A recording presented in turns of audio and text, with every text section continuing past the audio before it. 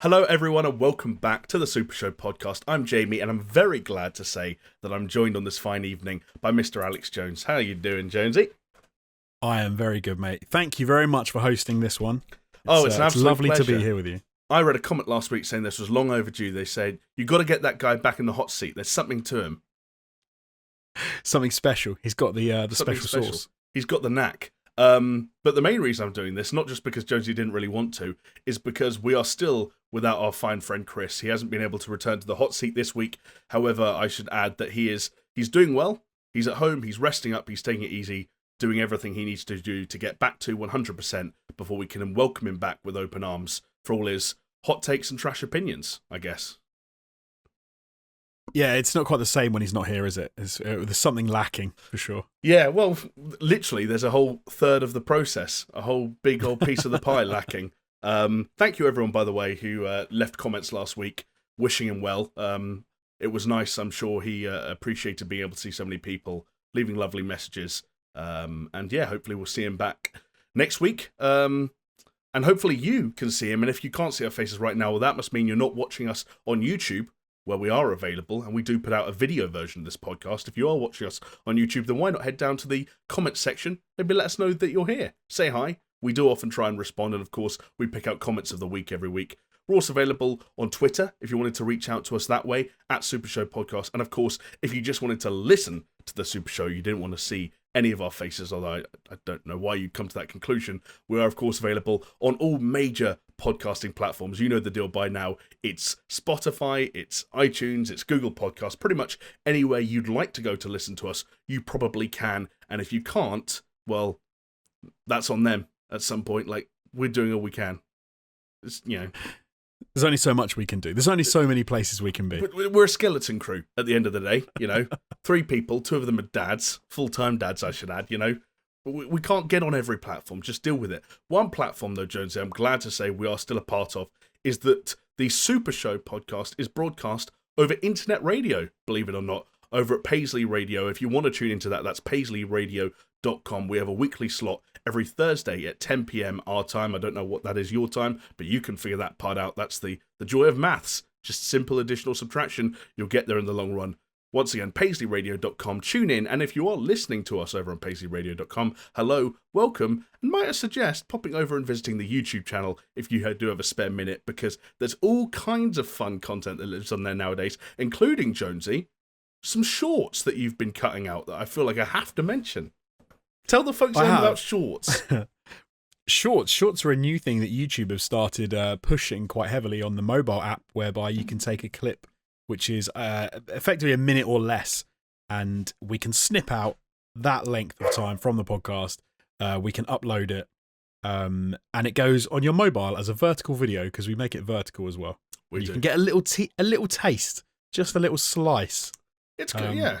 It was kind of like a perfect marriage in some respects, wasn't it? YouTube are pushing this sort of new format of videos, if you will, and we have a podcast that, not everyone can sit down and listen to 2.5, maybe even 3 hours in one block at a time. So why not give them a little teaser, a little taste of what might be waiting in the full episode?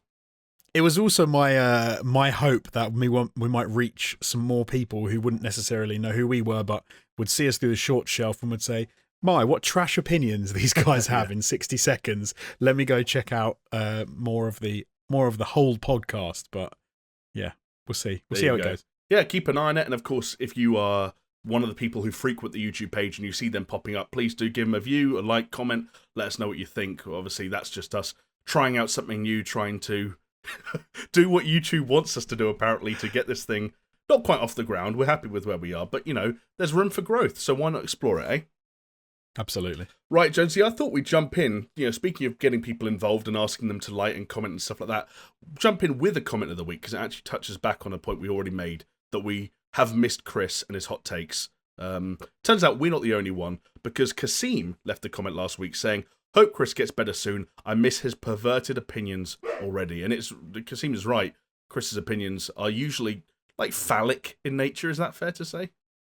If Chris had been on this podcast now, we already would have had 10 mentions of his balls in some, to some degree, and other phallic penis related things. He can't keep his mind off of it. He absolutely can't. And one thing I know that he would have absolutely have had an opinion about last week was the antagonist, the newly revealed antagonist of Resident Evil Village, which we talked about last week, Jonesy, because she appeared to be a giant vampiric lady that the internet immediately got extremely thirsty for in ways that confused us. Is that fair to say at first? Yeah, maybe it was an odd reaction, and do you know what? I'm quite glad. And ironically, we mentioned it. It was the what's the word? It was the topic of one of the shorts of which I pulled out from last week. Was us talking about sort of, I suppose, my reaction to seeing on Twitter how a lot of people had reacted to the that character. What's her name? I can't even say it. Lady Dimitrescu or something like that. A proper Romanian name, isn't it? Yeah, Dimitrescu. And how thirsty a lot of people were in their reactions to her took me by surprise. But I wasn't the only one. I've seen articles pop up on The Guardian and a load of other places talking about how thirsty people got on Twitter for it's unreal. For this character. It's unreal. Just before we proceed with talk of Lady Dimitrescu and her big assets, just so I know for my own sanity, are you muting and unmuting yourself every time you talk because there's a dog barking in the background? I did. She's outside now. My wife. I knew something was going on. It was like we were talking over walkie-talkie for a second, where every time I paused, there was this moment where Jonesy was like, "Right, unmute myself." The dog was shouting. She literally walked. I trust the second we start recording, she walked up behind me and went. Roo! I think people like it. It's kind of like, you know how some people like to fall asleep to the sounds of rainfall or the rainforest, like not naturally comforting things, but it's almost this idea that something else is going on in the background. Puts you at ease. No, I don't know. When you've got a large, woolly, white and grey dog shouting like a foot from you, it can be quite. I don't know. It can be less than comforting. I'm not a dog owner. I'm trying to relate to the people. I'm trying to make up for my childhood and the severe lack of pets. Anyway, back to Resident Evil. This did actually tie into a news story because you mentioned sort of the furore around this character and how much interest she was generating and how so many mainstream outlets picked up on her somehow. It turned out that someone at Capcom decided to respond, specifically Tomonori Takano, who I believe he's like the art director or something like that. He put out a post, or rather Resident Evil and their Twitter handle put out a post sort of on his behalf, confirming one of the more discussed elements of this character, her height, Jonesy. And we now know for sure that Lady Dimitrescu, apologies on the pronunciation if that is wrong, but I'm saying it with confidence because that's what you're meant to do, apparently, is 9'6" if you include her hat and high heels. Pretty impressive. I don't think you can include her hat and her high heels. I mean, don't get me wrong, she's still, I imagine, going to be an impressive 8'11" or something. Yep. But that is a very impressive height. She could definitely make it in the basketball leagues if she was. Jeez, yeah. Also, being able to fly, I imagine, like her daughters, would also help in basketball. So. You're right. She would crush that. What's it called? The WNBA? Yes, I'm sure she would. I've got to say, though, I think her height is probably the third most talked about asset that she has. I think I was about to say to you, I know what the first is, but I wonder what the second is. And then I realised. Yes, absolutely. Here's the question, though. Do the people who want to get stepped on by her imagine her heels on or heels off? Oh, heels on. Heels on. You don't like manky old feet stepping all over you. Yeah, but no, what if they're stilettos? You're going to get a hole in whichever part you're being stepped on. Well, yeah, but they can just step on with the front of the stiletto, not the point. I'm not out here to fat shame or anything like that, but woman or not, you can't be 9'6" and not wear. So this is like, we're talking about a 400-pound lady right here, in stuffing her like giant vampire feet into stilettos. Like she's going to put a hole through you. She's okay, but at least she's going to have reasonably sized feet, because what you don't want is if she had little tiny feet and stilettos. You know, we all know about pressure and area, weight over divided by area. That's going to be worse. We don't know anything about her feet. I'm assuming they're sizable. I think they've got to be massive. That's big people always have big feet. I find. Well, I think they'd fall over. Dramatic. It's relative, isn't it? Relative to their size, they'd look really funny with little tiny feet. Just spitballing here, do you think there's a sitcom idea in that? Here's the elevator pitch. It's a comedy caper in which a man is born and he is 9 foot tall, but his feet stop growing at the age of 4, so he just falls over all the time. Every time he tries to run, he just falls over. Yeah, I'm gonna say no, mate. Unfortunately. What if it was a sketch show and every sketch ended in the punchline was he fell over, kind of like how Kenny dies in South Park, except it's the giant guy with baby feet falling over again. He's like he's got hooves. Yeah, It's just like ding ding ding, ding like a fawn. like there's a video, isn't there, where some guy's in a public bathroom and he's taken cones, like the kind of cones that would direct traffic and stuff like that, and put them upside down and put his feet in them, so he's almost walking on these, like it's like he's doing ballet, but he's walking on cones, and eventually he just falls over, just completely stacks it. I'll find that link for you. I've not seen that. That sounds amazing. I think they're actually the wet floor cones as well in the toilet. But no, look, I think Lady Dimitrescu's gonna have, you know, pretty reasonable feet. But but then some people are into feet, so then maybe they want the stilettos off. Maybe. But room there for a secret ending maybe that reveals more about her feet. Just do you know what though? I've seen a few theories as to why people are so into this this large lady. Okay. And I think because like this day and age, especially on Twitter, right? There's a whole line where it's like you can't be into rugged old school men because they're the problem, right? Okay. So it's safe if you just want to get with like an epically large lady who can throw you around and be mean to you and stuff. It's a dominatrix thing. That's what they want: whips and chains and stiletto heels. It's true. It's like I think we talked about last week, or maybe someone brought it up on Discord. I can't remember, but the Futurama episode with the giant women and the snoo and Fry and the other male characters. They don't know whether they're like aroused by it or completely frightened by the fact that these 10-foot women just want to fuck them all day, and that's understandable. I think people are worried on Twitter that if they go on there and say like that they want the Mountain to like, you know, take them out and do naughty things to them, that they might get that people might say you are part of the problem. So they're like, it's safe if they go with the giant vampire 9-foot tall lady. Yeah, somehow that is a safer. But it's not. She's probably going to kill you. She's going to be like a praying mantis. She's going to bite your head off the second she's finished with you. True, actually. And I don't like the sound of that. Unless it's in VR. I would like to be... I don't know. I feel it'd be interesting to have your head bitten off in VR, no? It actually would. Or decapitated in VR. That's what I was going to... When you said that, I immediately thought decapitated. Because then you could kind of... The vision would follow that, but your body would then like be in front of you and like fall over. That would just be like a vomit simulator, wouldn't it? Like a decapitation simulator 2021. Like you'd just be spinning around and falling. That would be cool. Which one is it? Is it Bad Blood where BJ gets his head lopped off? Oh, the new Colossus. New Colossus. Nucleus. If they had the VR version of that, it'd be pretty cool. It would be. Well, I'll put in a good word with Machine Games. I say scrap that whole Indiana Jones thing. Make a decapitation beheading simulator. Yes. Anyway. Oh no! I just thought of something. I just thought of something bad. Go on. You have to share it now. You know, there's that whole weird thing where people are into like stepmoms and stuff on like Pornhub. I'm aware because the front page of every single website on planet Earth is infested with it. It's like this. It's the takeover by, you know, stepmoms and that sort of weirdness. Do you think it's that? Do you think it's the fact that people are like, oh, this is the Uber stepmom? Oh, no, I don't like it. I hadn't considered it, but she does kind of give off like sort of stepmom vibes. Yeah, and she's got the daughters there, but then you're in her house. It could be a weird stepmom thing. Because the relationship between Ethan and her is kind of like, there's clearly something very maternal about her, but I could still fuck her legally. And that's the foundation of all those videos. I don't like it anymore. I'm going to go back to Twitter, and on all those people who've commented, I'm just going to go, I bet you love all that stuff on. You're part of the problem. If the front pages of these websites are anything to go by, I think most people nowadays are part of the problem. No one owns up to it, but everyone notices it. So some of us have got to be closet, and I don't know why, I'm not going to put a label on them, but, you know, they've got to like it. Someone has to. Yeah. Anyway. Yeah, maybe you're right. We digress. I mean, for all the Lady Dimitrescu stuff, and as interesting as it has been, I'm not sure I'm yet convinced that I will be able to play Resident Evil Village. Certainly not on my own.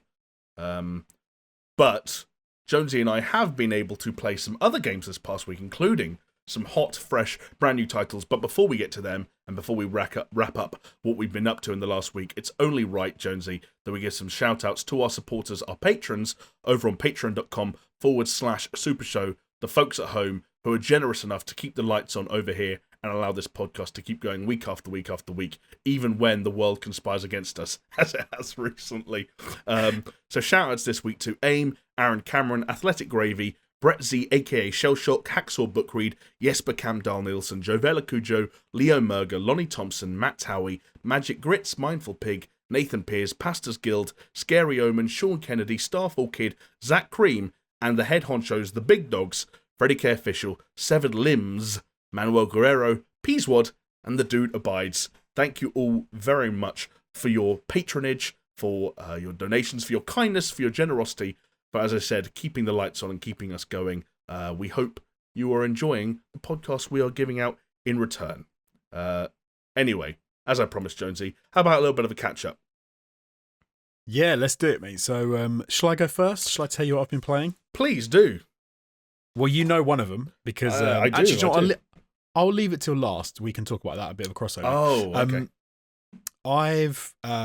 So I decided, because of Control Unlimited coming to PlayStation Plus this month, I thought after last week's podcast, because we mentioned it and I hadn't had a chance to dip into it yet, I would have a little play of Alan Wake, because I never actually got around to playing it. Mm-hmm. I think I bought it back after when I can't even remember. Maybe it was before Control. But I've owned it for a while, but I had a really weird thing that I couldn't install it for some reason. I forgot about that, and I then had the same problem again. But I finally managed to get it installed on my PC. Played a bit of that, and yeah, cool. Like, I'm enjoying it so far. I'm not that very far into it, right? But you know, it's an old game. It is what it is. I'm sure a lot of people have played it and enjoyed it. It's a very interesting, dark game that I've wanted to play for a while. So I'm sort of getting into that. But then today I started playing Pokemon Sword. Did you start playing it, or was this more of a family affair? It was more of a family affair. Okay. But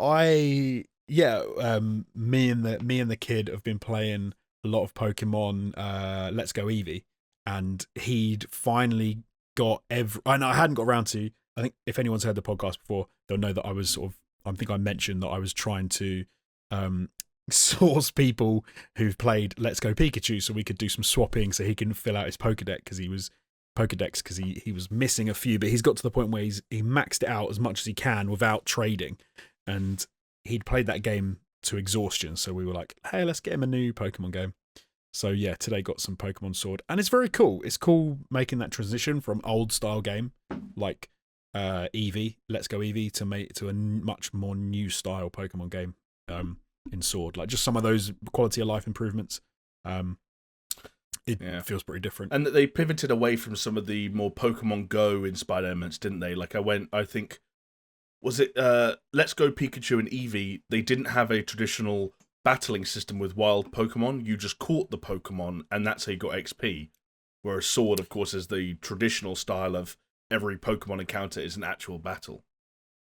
Yeah, exactly. So that you had to, especially if you're using the motion controllers. I don't know if you had to use them, but you had to actually throw the Pokeball as well on Let's Go Eevee. You had to like throw it as though you would if you were playing it in Pokemon Go. We had to actually throw the ball at the Pokemon. It was kind of like that. And you're right, you didn't have to battle them, but you got XP just for making the catch. And you had a circle which would shrink down. Yes. And when it got really small, if you hit it, you would get, that was a lot more chance of catching it than if it was a bigger circle. I remember. Fascinating. Yeah. But no, this is much more traditional in that sense, but it's different in a lot of other senses, because Pokemon Let's Go Eevee feels like an old school Pokemon game. It's very much more of that you know, the look and the style is and the way that you walk around, and there's just people just standing there, and it doesn't feel like a new game. It doesn't feel like a modern game in that sense. It feels like an older school Pokemon game. Yeah. Whereas this, there's some dynamism to it, like the way they've created. Even just like walking around, you can move the camera in some places, which is, you know, a bit of a novel thing. And you don't have to fight everybody that you come across. It's not just you walk near them and they go, ah! You can kind of try and avoid their eye line, and they're moving about and stuff. So has it been, for the little one, for the boy, has it been a natural progression to go from Let's Go Eevee to Sword? or are some of the more kind of open-ended elements, like you said, 3D camera control, and I know there's the Dynamaxing or whatever it's called, where things go massive. Like, have they been sort of natural in terms of the onboarding process? Yeah, pretty much. He can't read because he's 4, so he's a bit of a nightmare when it comes to a lot of that stuff because he just clicks through everything. And he's then like, "What am I supposed to do?" And he's very good at picking it up. And like you said, it's quite a natural progression. There's not a big barrier to entry for like how to get to grips with it. The only thing he has had is, I think I want to say in like Let's Go Eevee, it almost was like very difficult to lose a battle. It seemed. Or maybe it's the way that you'd leveled. You just seem to always have a decent level. But yeah, we encountered our first battle just through the normal story where he lost. And he was like, "What's going on?" And I'm like, you need to level up. You need to get some better Pokemon. You're not just going to win everything. That's the thing. That's one of the interesting discussions around Pokemon recently is obviously Pokemon's fan base is still so broad in terms of age. Some people want way more of a challenge than others do. And for every person like your son who, like, you know, will go through something like Let's Go Eevee without losing a battle, which is kind of crazy when you think about an entire JRPG story, and it's like normal, that's what you come to expect. And then there's people who want the challenge, and then controversial items like the XP share or whatever it's called, where of course your lead Pokemon might win a battle, but every other Pokemon in the party gets some XP, so everything's leveling. I remember being a kid, maybe slightly older than yours is now, and playing Pokemon and being like, "Why is this game so hard?" And it's because I'd got to the Elite Four with like a level 60 Charizard, and everything else in my party was like level 20. And I was like, why do I die the second my lead Pokemon faints? But I guess it's all part of the learning process. Well, I think we talked about this with Cyberpunk, but where I said I was picking stuff based on how it looked as opposed to some of the armor stats, and you were like, "That is a very interesting like option." I remember. And I was just like, "Hey, man, I want to look cool." But then, yeah, he was doing the same thing with his Pokemon selection. He was like, "These ones look really cool." I'm like, "Yeah, it's a level 5, and you're going against a level 45. Like, this is not going to go well." Yeah. But no, he's learning. He's learning. How will you feel if he comes out of this experience and his favorite genre of games are JRPGs? I'd be fine with that. Like, if I consider sort of some of the other things he could get into, you know, gaming wise, I wouldn't necessarily think that was a problem. I think JRPGs are quite a good. What if he gets so into JRPGs that he comes to it you one depends day what and says, ones. "Oh, this is where I'm going with it." What if he comes to you one day and says, "Daddy, how old do I have to be before I can do my Lady Dimitrescu fan art?" Yeah, that'll be interesting. Not till you're 18. Do you know what? I forgot. You gave me a task after the last podcast, maybe the one before. Oh, blimey, I can't remember. Which was to play some Persona 5. We did give you that task, yeah. That was the week before because Chris was still here. Right, and I did it, and I completely forgot that I did it. Shit, how much did you play? I played like an hour.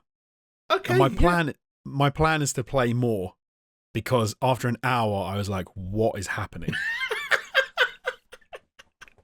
Like, I'm glad to hear it. Genuinely, it's an old game anyway, so it's got that going for it, or not going for it, but it felt weird. Like, it was very much of a, because it kind of puts you in a place, and then it's like, it feels like it's open world, but you can literally go down one street and up another street. There's nowhere else to go. And you're just supposed to walk to here and meet this guy and have a conversation, and there's a lot of chatting. And then there's some weirdness, with people with people who look freaking weird. And I don't even know. I played an hour and I don't know what's going on. Oh god, I really want to hear more. I think, see, you know that I need to do like a 3-hour session. Yeah. I need to crank it out.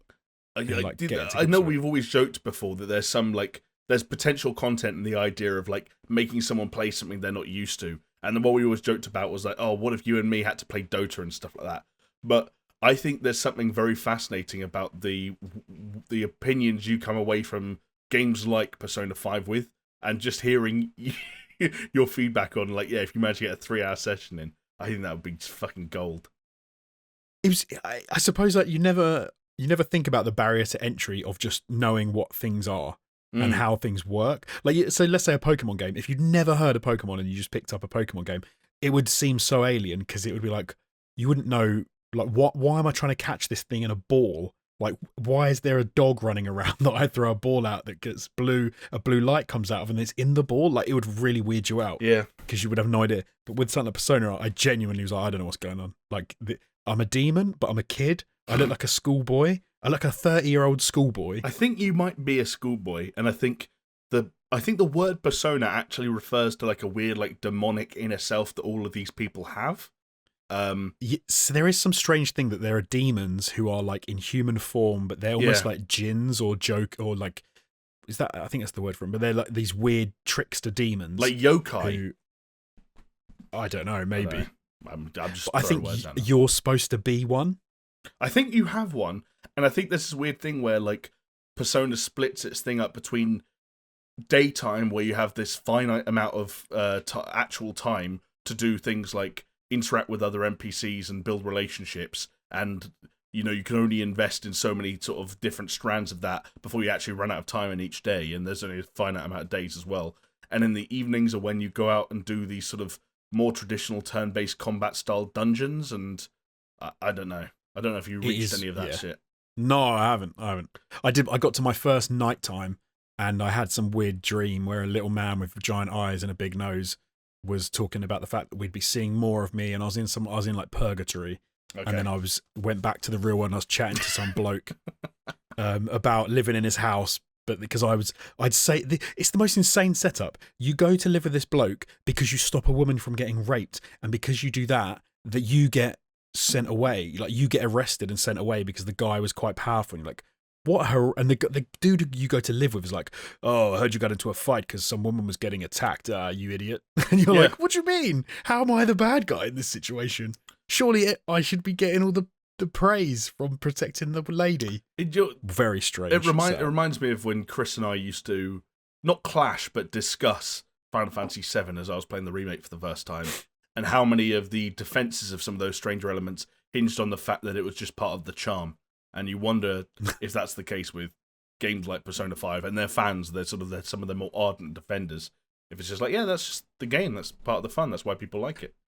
I don't know. I'm sure that if you get into it, I'm sure part of the thing about that is the fact that the guy was, I think, because he's supposed to be some politician or some like a powerful bloke. So I get that like element, but it just does seem a bit weird. So if people knew that was the reason you got arrested or you got like, surely they wouldn't then.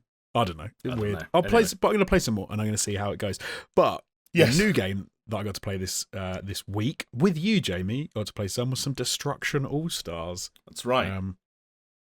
On the PlayStation 5, PlayStation Plus this month. Get it if you have not got it already. Add it to your library. Exactly. Yeah.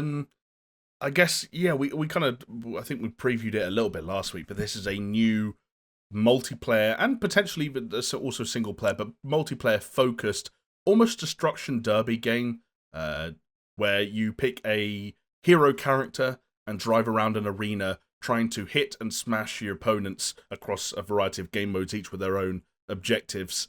I guess that's pretty much it. Like with the exception of being, it differentiates itself by the fact that you can get out of your car either on demand or because you're smashed out of it, get new ones, call in hero cars that relate to the character you picked at the beginning. It's got some ideas, but I don't know. Where are you at with it? I guess that's a good place to start. So when we played it, I think we both agreed about a couple of things. The presentation is very, very good. It looks fantastic. It sounds great. You pointed out some things to me that I didn't even notice. So the way that they've done some nice things with music around characters works really well. The way that they utilize the haptic feedback and the controls, when your character's like running and you can feel their little feet going ding, ding, ding, ding, ding as they're running along. All that stuff is very nice. The implementations of some of that technology is very good. It sounds great. I can't remember the guy's name. They've got the MMA dude who does Bruce Buffer, the ring announcing, who says like, let's go, and it sounds great. Also, like the cars handle really nicely. The haptic feedback when you launch a car off of a platform, like you pull it back, it stops like a hard stop, and you have to really pull it to launch the car off. That stuff's wicked. Everything's great. The problem that game has for me is when you start playing the actual game and you kind of go, the game modes, I suppose it would be, is smashing into people's fine. Like just crashing into other cars seems fine. The driving feels good. Like you said, some of the hero car stuff feels cool. It feels like a lot of it needs tweaking though, like how easy it is to hit other people, how much of a boost you get when you sort of try and crash into another car. But you then throw in like the getting out of the vehicle, I found kind of pointless, apart from launching myself into the air to get into a new car. For people that don't know, there are sort of these floating platforms all around the place with new cars on, and if your car gets destroyed to a certain degree, you can just hit X, launch out of the roof of your car, and you like glide through the air and then hop into another car, and you don't even have to touch the floor really. Feels like that could have had more work done to it. Mm-hmm. Some of the out of car stuff could have had a lot more love. That feels more, I suppose, less, or has had less love paid to it, whereas the driving feels pretty cool. The game modes are just kind of a bit vanilla for me. Yeah, they were actually one of the main disappointments for me, where we tried a few different things and some of them felt counterintuitive, like one where you need to generate gears or sort of like these cogs by smashing other players, which makes sense. But you then have to get out of your car to collect them and cash them in. It felt like a weird way of them, as one example of what the game modes are and aren't doing well, them designing a game mode around a conceit that requires you to get out of the car to make getting out of the car a more natural part of the process, whereas you've just highlighted, it doesn't feel bad. The on-foot movement feels okay, like the jump feels fine, there's some free running stuff in there, some parkour, like wall running and things like that. And when you're on a little path collecting some gems which help power up your sort of your ult, if you will, there's like an on-foot ult, which just makes you faster and have a double jump. And then your car's ult, which is your specific hero car, gets spawned. But it never felt necessary. It was always just like, okay, I'm on foot. I've got to try and get back in a car because the match is continuing to go on around me. And like in some game modes, like, oh, I'm losing points. Like people are getting ahead of me because I'm not smashing into things. I need a car. It's funny that you said about the parkour elements, because some of the wall running and things, they felt quite cool, and I was kind of into that. But like you said, the only time you get out of your car is because you say, well, I need a few gems because I want to get my hero car.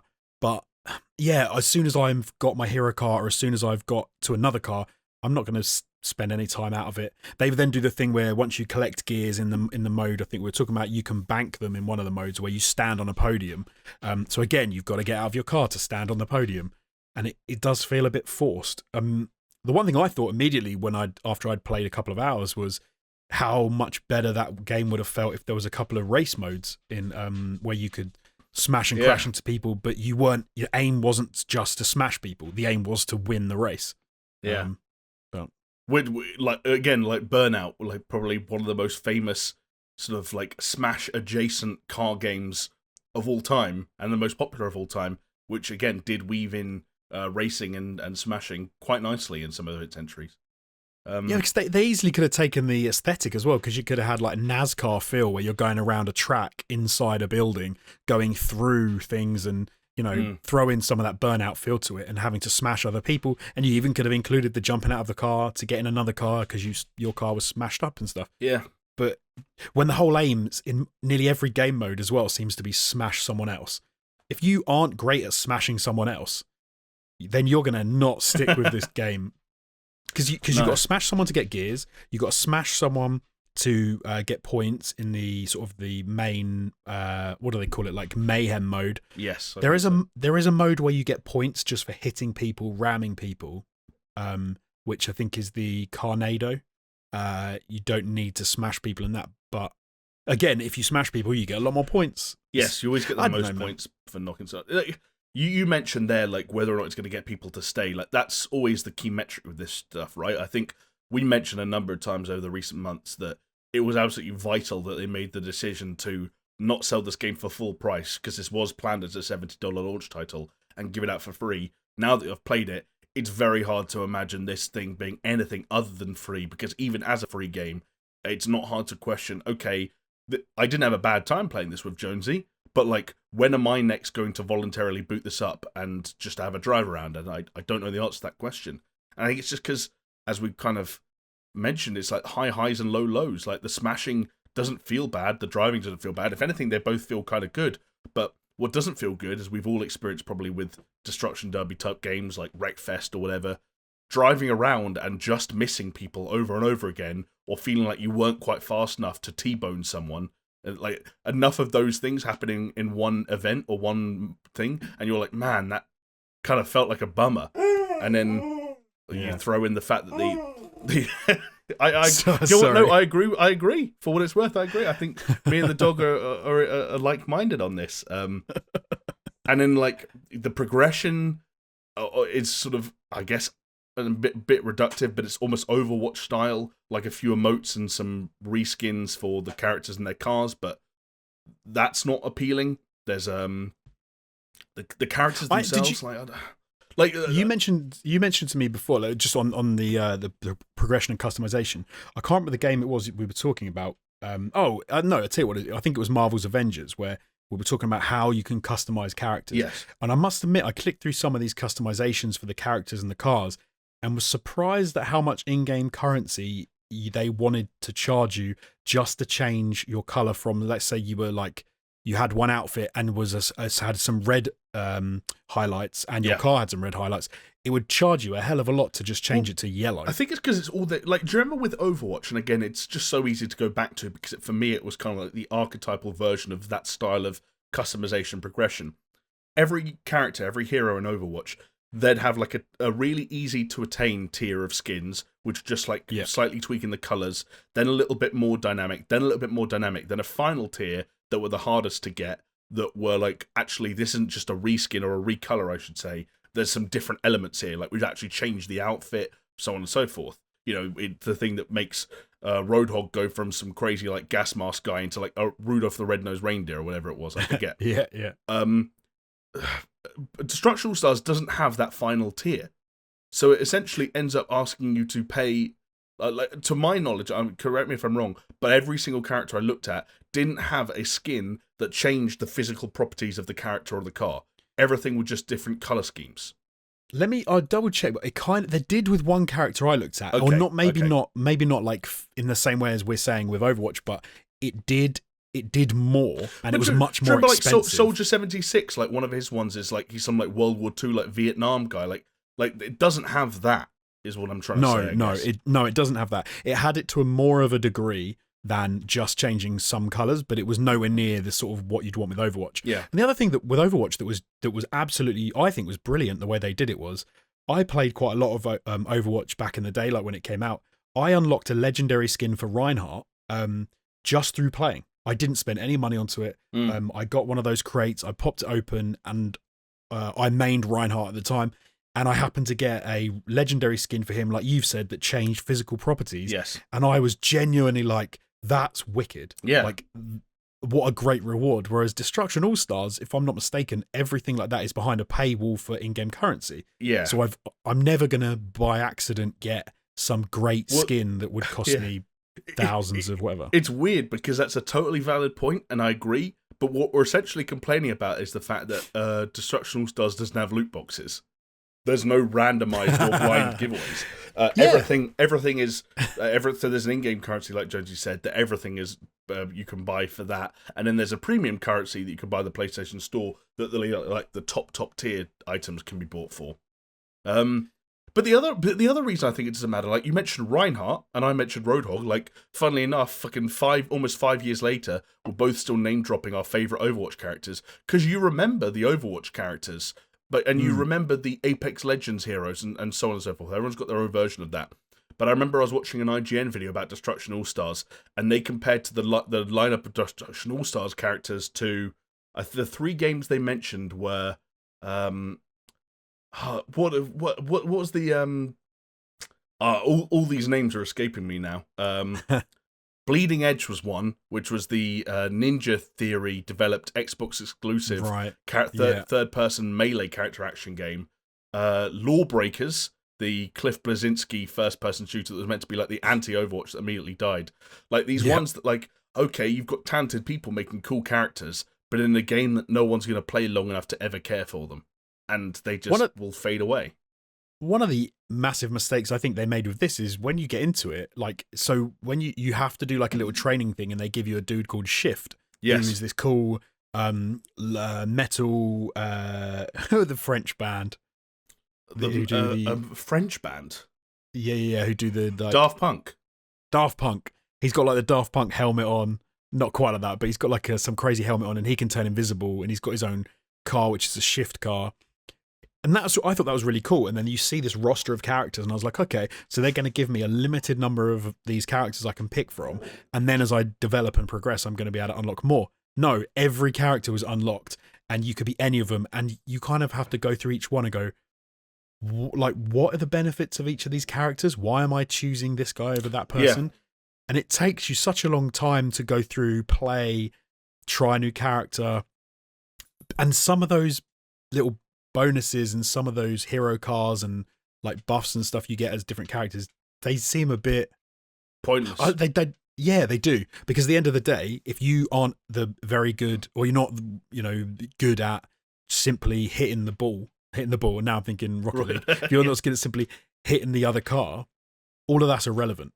Like, it all comes down to, can you T-bone another car, or you're going to miss? There were a number of times where I did the classic thing, character lineup, choosing my thing before a match, press square to view the hero details, the character details, as we've all done a million times on these games before.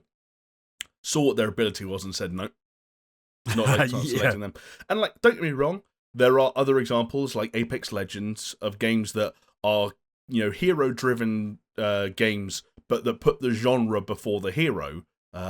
In so much as Apex Legends prioritizing being a balanced first-person shooter over being a hero shooter with like a huge plethora of abilities. Everything was meant to be like an accent or like a little sort of cherry on top. I get that, but the fundamentals of a Battle Royale first-person shooter are a lot more important than the fundamentals of some crazy drive around Destruction Derby. They're not protecting like the core, the identity of the Destruction Derby genre by making the abilities tiny little things on the side.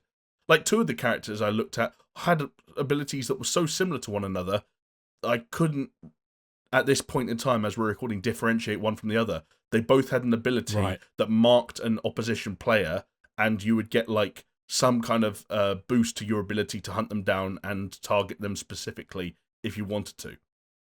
And yes, that was a weird one, because when I think we were playing when the first time, you were one of those characters, and I'd just played as him, and it was like you can aim at and lock on to another character or another car. Yeah, and I was thinking, okay, that's quite cool. Immediately, ironically, I was thinking Soldier 76. Sure, yeah, exactly. Good point. Where he can immediately lock onto people and shoot them all, and he never misses. And I was thinking, okay, so I'm probably just going to hit accelerate and like boost, and I'm gonna the car will steer itself, and I'll be like a homing missile. That sounds cool. And I played it, and it literally just puts a box around the person, and I think when you drive toward them, you just go faster, and you do more damage if you hit them. And I'm like, that's a bit crap. Not an inherently terrible idea, but not a reason to choose that character. Not a reason to get out your car and collect gems to get closer to getting your hero's car and to get that ability charged up.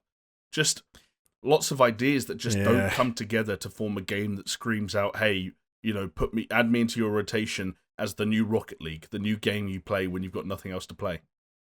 It doesn't, I don't know why.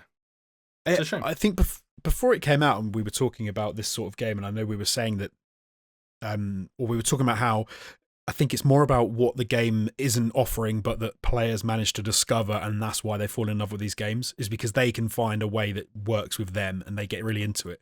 And that's why I think games like Rocket League that are football with cars, but you can also, they've got like you've got a freaking jetpack and you can take off into the air and blast through the air and you can do these crazy goals. You can get really, really good at that. You can. I can't see there's a skill level involved in Destruction AllStars in the same way, because you're so hindered by, at the end of the day, your car only goes so fast.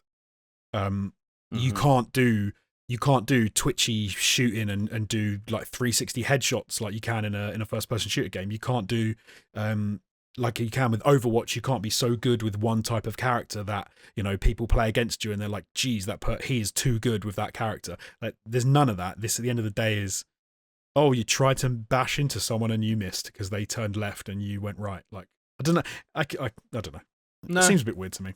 It is. I hesitate to call it a disappointment, because I think we're all only ever cautiously optimistic. I'd certainly wanted it to be good, but it might just be one of those things that goes down as a bit of a miss, a swing and a miss.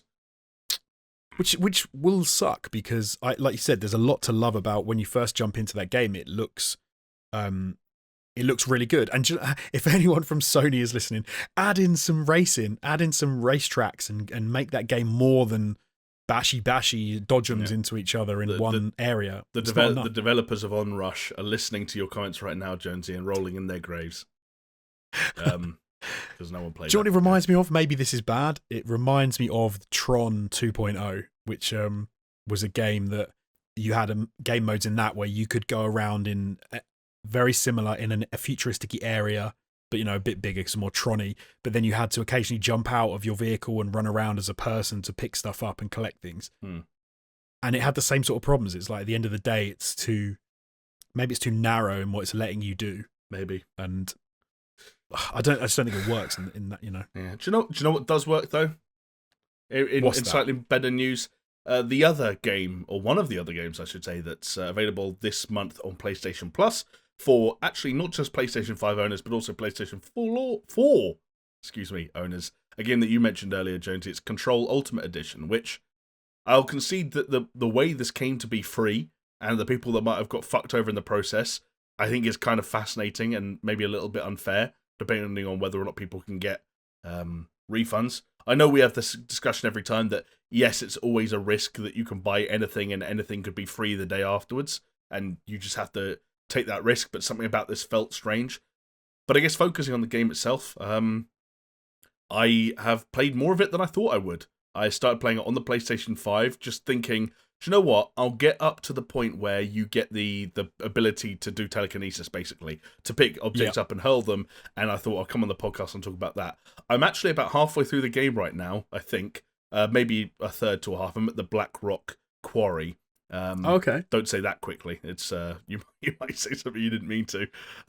That's quite far then. You've got into that. You've gone through the whole early stuff where Jesse's meeting loads of people and like I've already met Pope, the kind of the lady who you talk to in Central Executive. I've met the head of operations, who kind of you agree to go and find the HRAs for the hedronic devices that are protecting people from the hiss. It's such a weird game. It's a weird game, but you know what? Like, we're already talking. I remember, this 2 nights ago now, booted up this game. I'm running around that starting area before you've even met Artie, the janitor, and you're kind of figuring out what's going on. And I found a protocol list of things that aren't allowed in the Federal Bureau of Control, and it's smartphones, weapons, laptops, and it's number 2 pencils. And it's things that could represent archetypal, products, e.g. rubber ducks, ketchup bottles. And I'm like, do you know what? This game had some fun ideas. Yeah, that's cool, man. And it plays well and looks good on PlayStation 5. So essentially what they've done, and this won't mean much to people who've played it on PC, where it's had ray tracing support and so on for a long time now. But they've got 2 modes. There's a graphics mode. Stop me if this sounds familiar, which runs at 1440p 30 frames a second with ray tracing enabled.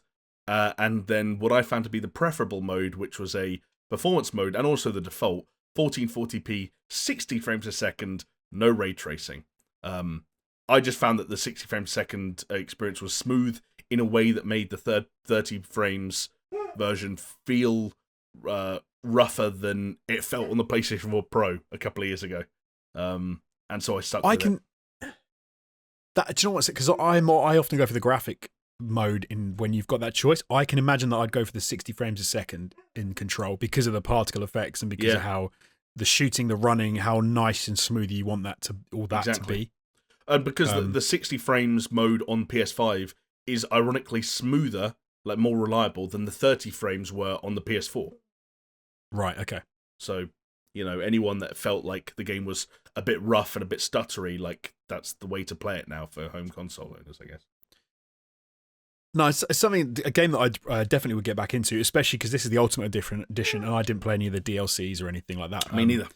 Were there more than one, or was there only one? There were 2. There were 2. It was 2. There were 2. Yes, there were 2. The second one was obviously more hyped up because that was the one that tied into Alan Wake. Right. Yes. But no, I'd quite like to have a crack on this. Oh my god, the dog's going crazy again. Dog. Shut up. I think just pull up another webcam. I think we've got another guest on our hands if we want one. Clearly very opinionated when it comes to control. As I was saying to you, like, she's 13 and I'm pretty sure she's senile and she forgets that she goes in and out. And she's now just having a massive go. She's coming. She's coming now. Are we going to get a little cameo? Is that what's about to happen? She wouldn't let me do that.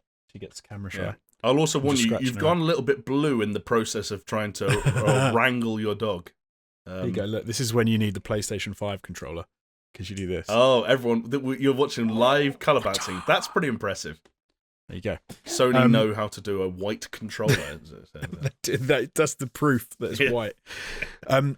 But I will say, so someone in our comments of our podcast last week, when I said that Control had a weird retro feel to me, and I don't get why, and everyone says, and people think I'm crazy. Jose A coming through in the comments said, I get what Jonesy means about the retro feel of Control. Between the films are shown in game and Mad Men looking offices, but the game is still great looking, which is what I said as well. But yeah, so he gets what I mean, but neither of us can explain it. It's just a feel that it's like retro. I'm at the point now where like we've had that discussion a couple of times now over the years, and I'm more than happy. Like, who am I to tell you what a game makes you feel at the end of the day, right? Like that's your, you got to speak your truth. You got to tell your story and share it with the world. Hey, a game that I enjoyed so much from like the feel and the style, and maybe not the look as much, and how some of it felt, but I love the ideas in it so much so that it made me want to play Alan Wake. So there you go. And I will say, PS5 owners, they do use that controller a little bit. They do some Astro-style pitter-patter feet action when you're running around, which is nice. And they also do some trigger action reminiscent of Call of Duty, but far, far, far better. Call of Duty was the kind of thing where like you finish that campaign and your fingers are a little bit sore. Controls, we didn't mention it, but Destruction AllStars, for example, has a thing where the first time you start a car, so you start a car from essentially having the engine off, there's a little click about halfway through the right analog stick being the right trigger being pulled down. That kind of almost signifies, hey, the car's starting up, and then it's fairly smooth until you actually take some damage, and then it gets a bit wobbly. Control kind of does that, where it tries to replicate the feeling of pulling a trigger, but a much softer, more subtle way than Black Ops Cold War did it, which I appreciate. Okay. And I'll quickly say, because I know we've been wrapping up for ages and talking about games, but I just wanted to say the reason I played Control and Destruction AllStars and a few other bits and pieces I'll talk about in coming weeks is because I finally finished Assassin's Creed Valhalla. Oh, nice. It took me 77 hours. Wow, that is value for money. I mean, yes, I suppose it is. I can't argue with that because I stuck with it, and you asked me whether or not I enjoyed every one of those hours. I don't know what answer I'd give you, but I guess I can't argue with the value argument. How did you... Cause one of the issues I had with Valhalla was it felt quite janky when I started playing it. Yeah. Does that get better, that feel? You get more used to it, and you get more willing to... as I'm sure like some of the Cyberpunk fans will tell you, sometimes you just become more willing to overlook stuff. Sometimes weird animations or bugs or graphical glitches are no longer immersion breaking because you've already tweaked your relationship with the game as such that like that level of immersion exists on a different plane. It's not something that can be disrupted by one little issue. And so you definitely get there, but there's also a bit of Stockholm syndrome with that.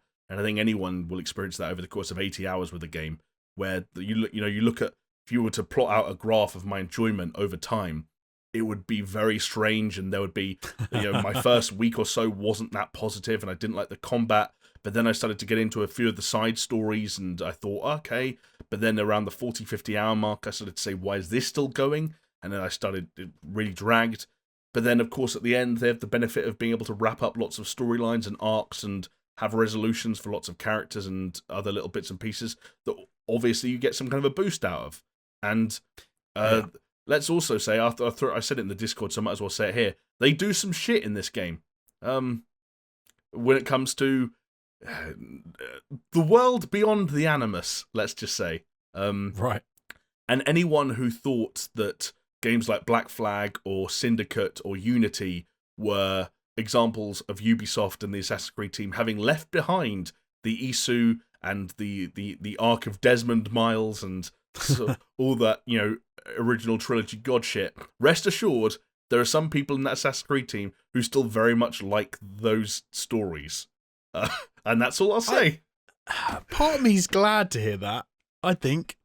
You don't know what I've seen. You don't know what I've seen. No, that's very true. That's very true. I will tell you afterwards if you want to know. But no, I don't want to know because I put Valhalla on the back burner because I had so much other stuff to play that I actually stopped playing it. If I remember rightly, you had ended up in a situation where you had Watch Dogs and AC at the same time, but I think you'd started Watch Dogs before because it came out first and stuck with that one instead.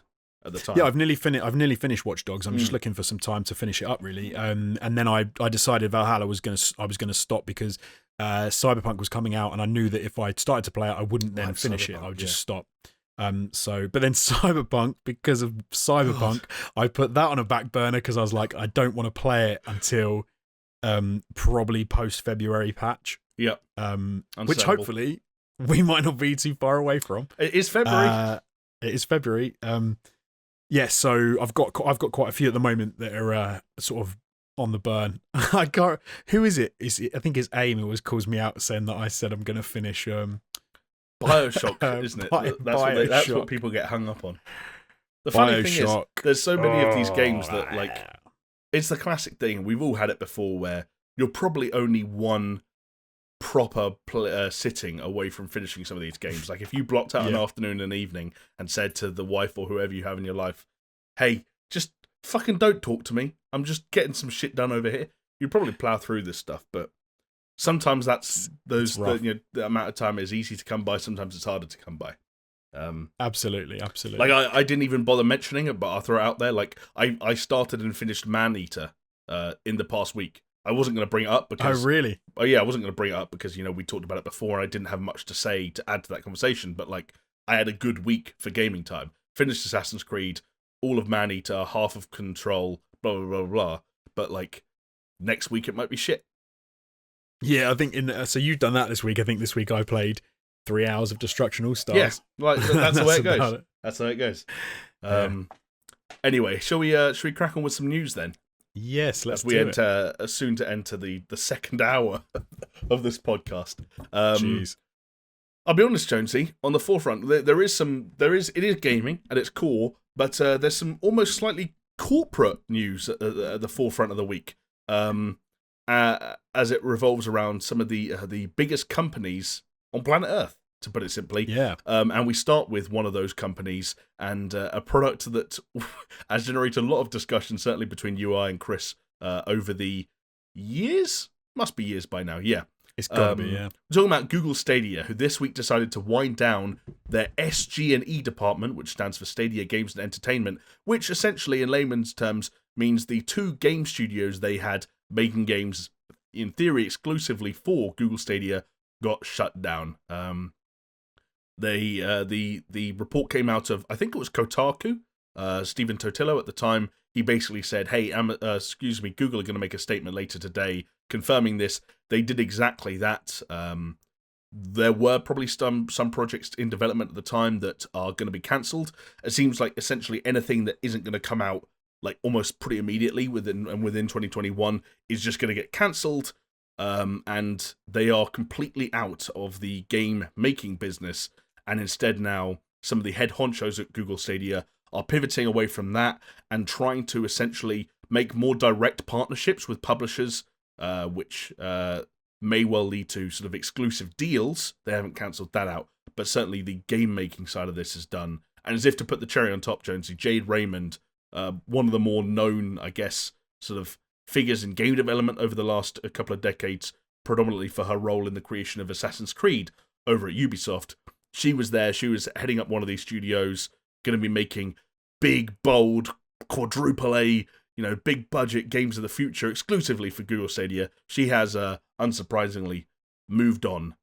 I guess the question remains now, Jonesy. Obviously, first of all, are you at all surprised that Google is no longer going to be making any games at all, not even for their own consoles, let alone anyone else's? And how important is this to the bigger picture at Stadia? I think this is probably the right move for them.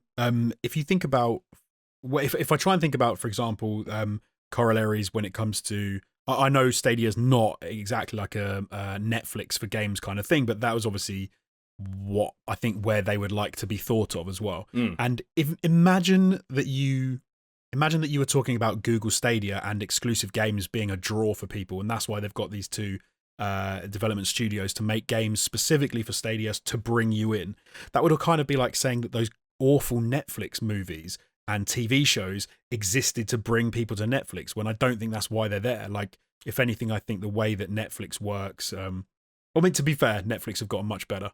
But I was going to say the opposite. Like, people don't sign up. I think nowadays more people sign up to Netflix because there's some, you have to watch sort of Stranger Things style, like Queen's Gambit. Everyone's tuning in. Yeah, I then thought about it. I was like, they've got better. I don't think there are many people in 2021 that are going, yeah, I just want to watch every single episode of The American Office all over again. Although some people, but I think that's where I think the getting on board, because for me, like even those things on Netflix, like I like Queen's Gambit, you know, I like some of Stranger Things. I don't think people are going to sign up to Netflix necessarily for those things. They're the good things that keep you there. But if you think of like Sony first party titles, in my mind, they can bring people to the platform. Xbox first person, or, you know, like Halo things, Microsoft first party titles can bring people to the platform.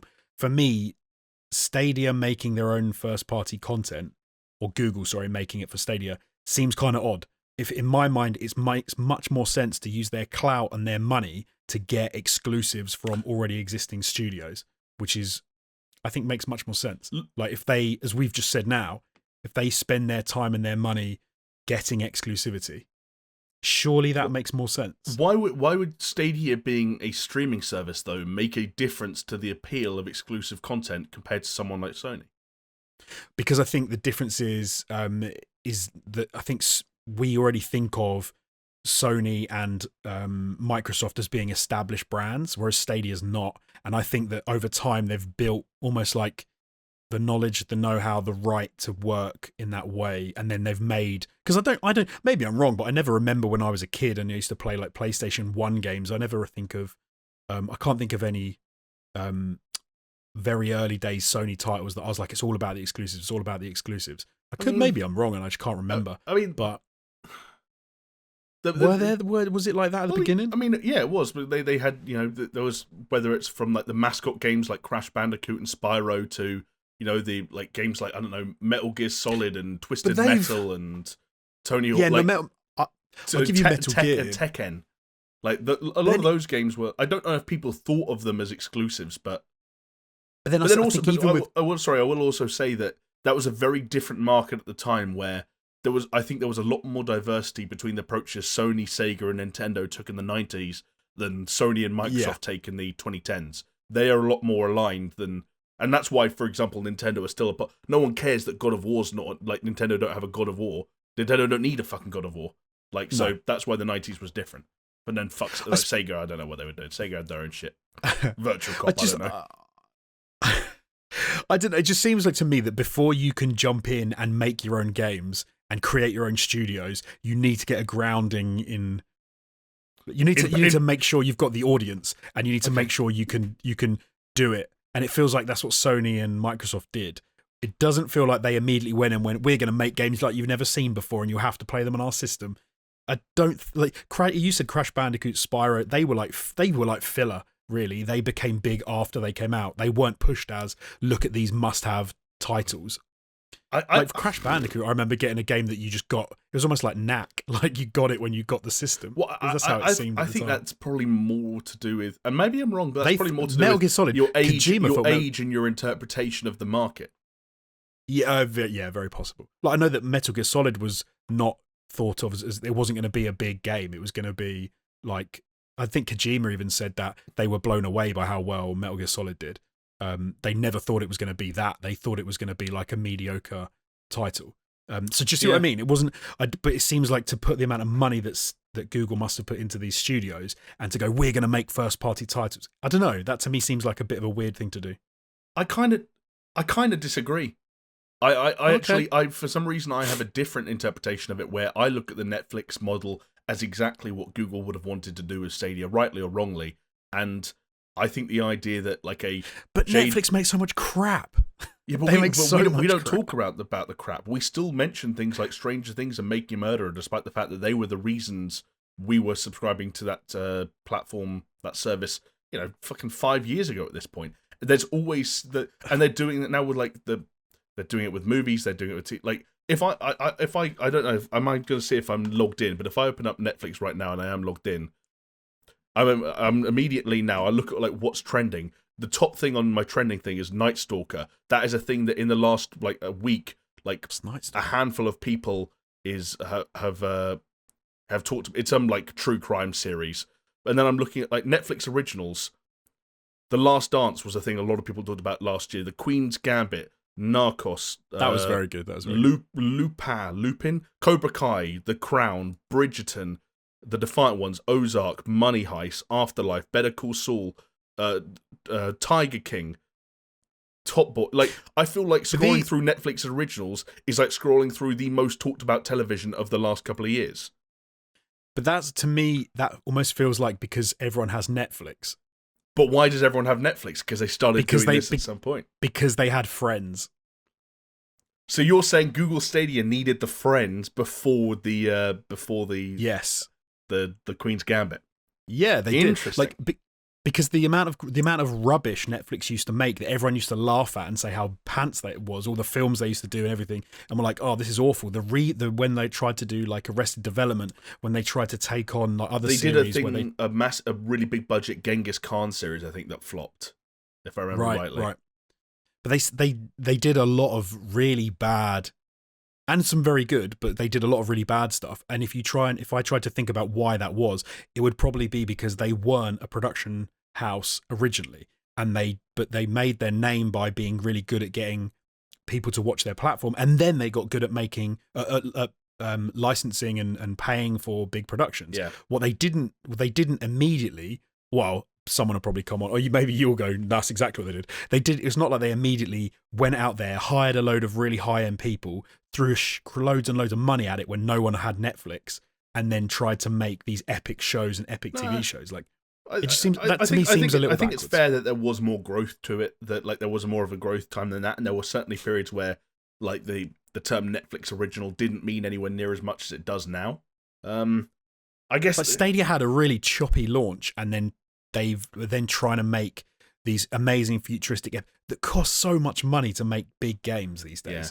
Like, I suppose that's the issue, right? Is that Stadia has been on the market for years and hasn't produced anything of any size that has made an impact.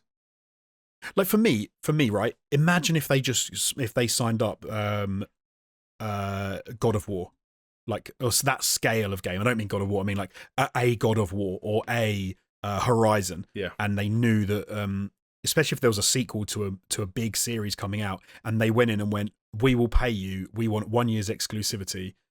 We want your game on our platform, and that's going to be the only place anyone can play it for a year. That would make more sense, I think, for a while, and then move on to trying to make their own stuff. But I don't think they've done that right. They haven't got any like amazing exclusivity deals. They haven't. With big people, I can't think of a single game that was considered something that people should be playing or you should want to play that was exclusive to Stadia. And ironically, like you're talking about like taking games off people's hands, like going back to Netflix, that's been one of the interesting things about the release of films in the while everyone's quarantining and most of the world's on lockdown. Is I remember there have been some great stories around things like that Godzilla versus Kong movie or James Bond, where like Netflix have come up to them and been like, "Hey, you can't put that film out in cinemas right now. We'll give you $200 million and you give us the film."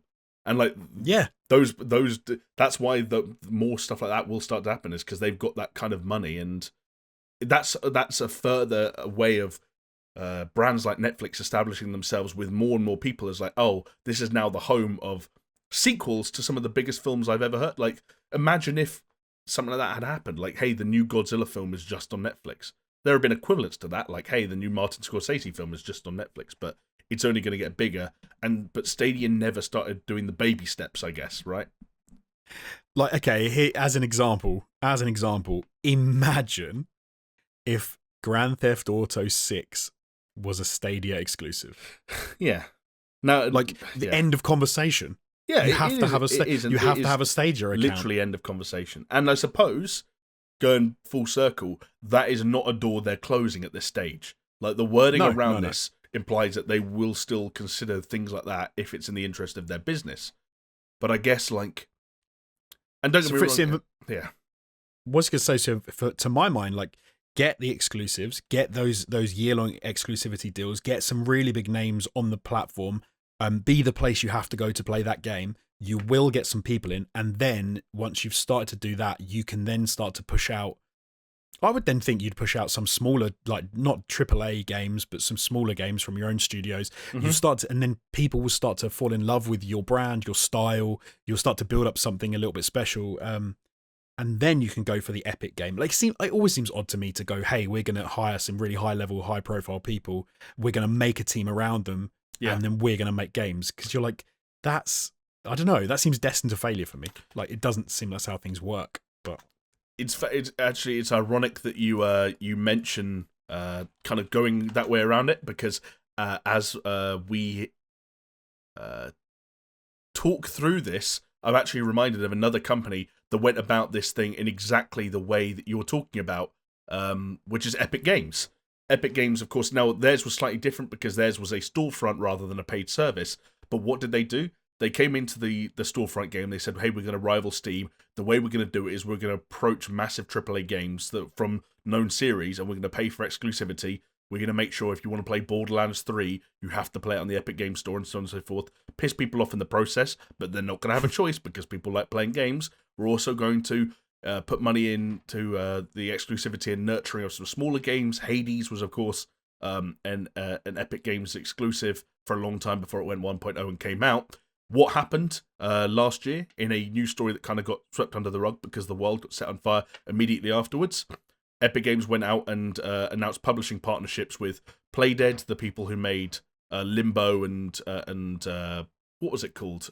Inside, and Remedy, who made fucking, Control, as we just talked about, and Alan Wake. So they did go about it that way. They increased their presence by signing the deals and saying to people, hey, you have to come here to play the game you like.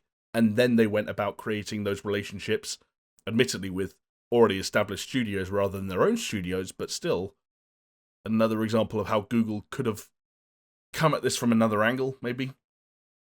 Yeah, I mean, and being from creative industry, like, as we know, and some people out there may not, like, often what does happen in creative industries where you have teams of creators working together, and I have no idea if this is what they were going for with Google. I don't think it would have been, but maybe I'm wrong, in that you do sometimes find entire teams of people who work together just being transplanted from one dev, one producer, one, in our case, like editing, one studio just effectively gets dissolved. They all get bought by another company, and then they become a new thing. And the reason it works is because those people work together, they can produce stuff, and they just do it. And I think that often happens with development as well in video games, is because you effectively have a team transplanted from one place to another, and you can effectively have, they already work together. That system already works. They can already produce stuff. But when you try and go from just creating something from scratch, I think you're going to have more problems, right? It's going to be more difficult. And as we can see from all the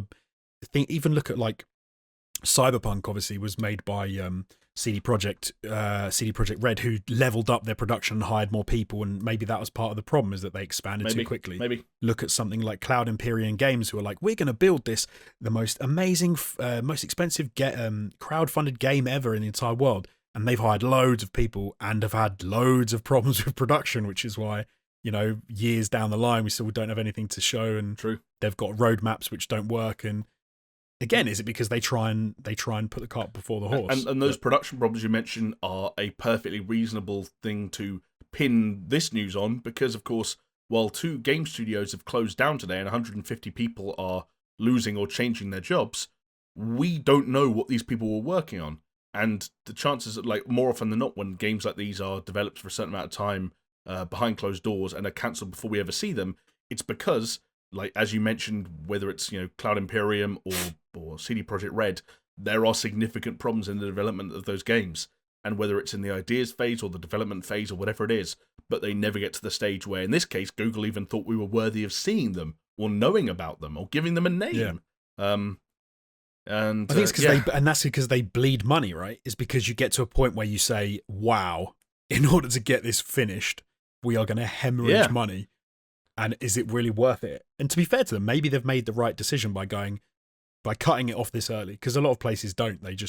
They try and fix it. And... It's funny, we are actually about to discuss another place that is happy to continue hemorrhaging money in the pursuit of getting it right eventually. But before we move on, we've had doom and gloom discussions around Stadia before. We've even had pin the tail on the donkey style discussions around when Stadia is going to cease to exist.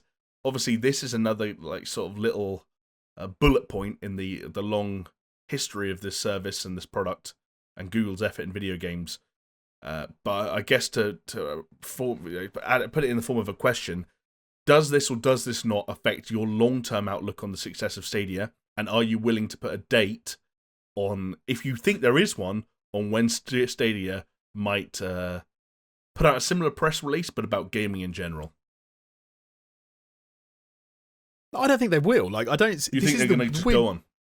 I think they will, because the weird thing with cloud gaming is it's not like you have to say we're withdrawing support for X hardware or withdrawing support for X software. Like, you own all of it, right? So people, if they can just go to a browser and find it, and Google, so much money, they can reinvent and edit that pay structure and that game structure. They could actually get onto they could come up with a system that really works for them. And I think that they can tweak around that. I mean, it might disappear. It might effectively evaporate to barely anything and then come back. Because I was going to say, Google's infinite pools of money has never stopped them shutting down services before. They love to do it.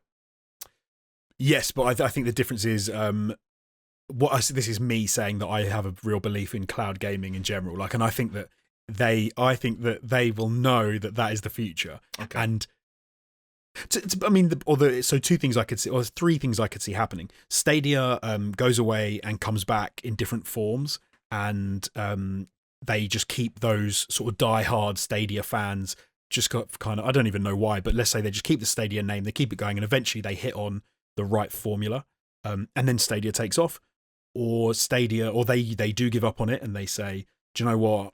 There's no point sticking in this. We can't make the numbers work, and they get rid of it. Or maybe it goes away in some form and then just comes back under a different name in a different format with a different formula.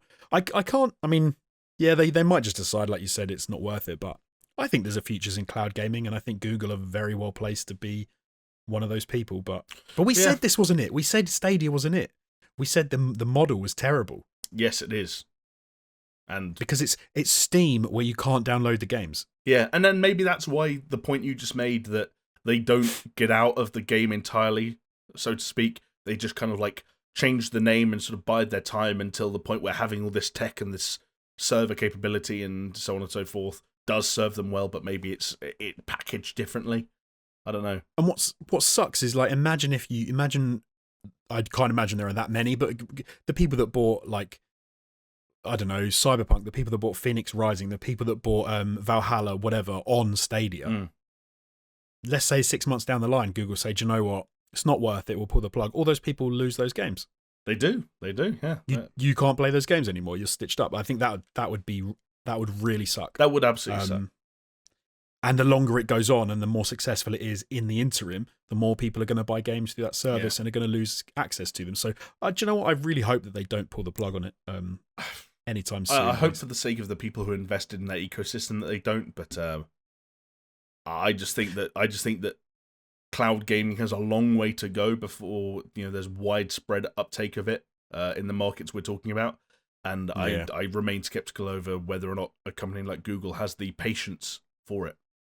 I want to say, wasn't 2021 one of the first years when we originally started talking about it back in the day that I said cloud gaming will overtake console gaming? Yeah. I think maybe 2021 would have been. And I think now, if you ask me now when I would say it's going to overtake console gaming, I'm maybe 7 or 8, 9, 10 years away. Yeah. It seems to be getting further away, not closer. So, well, again, the more high profile companies enter the scene and struggle to have their way with it, the more grim the outlook becomes for cloud gaming. But one other major corporation, in fact, that does have a finger in the cloud gaming pie is Amazon.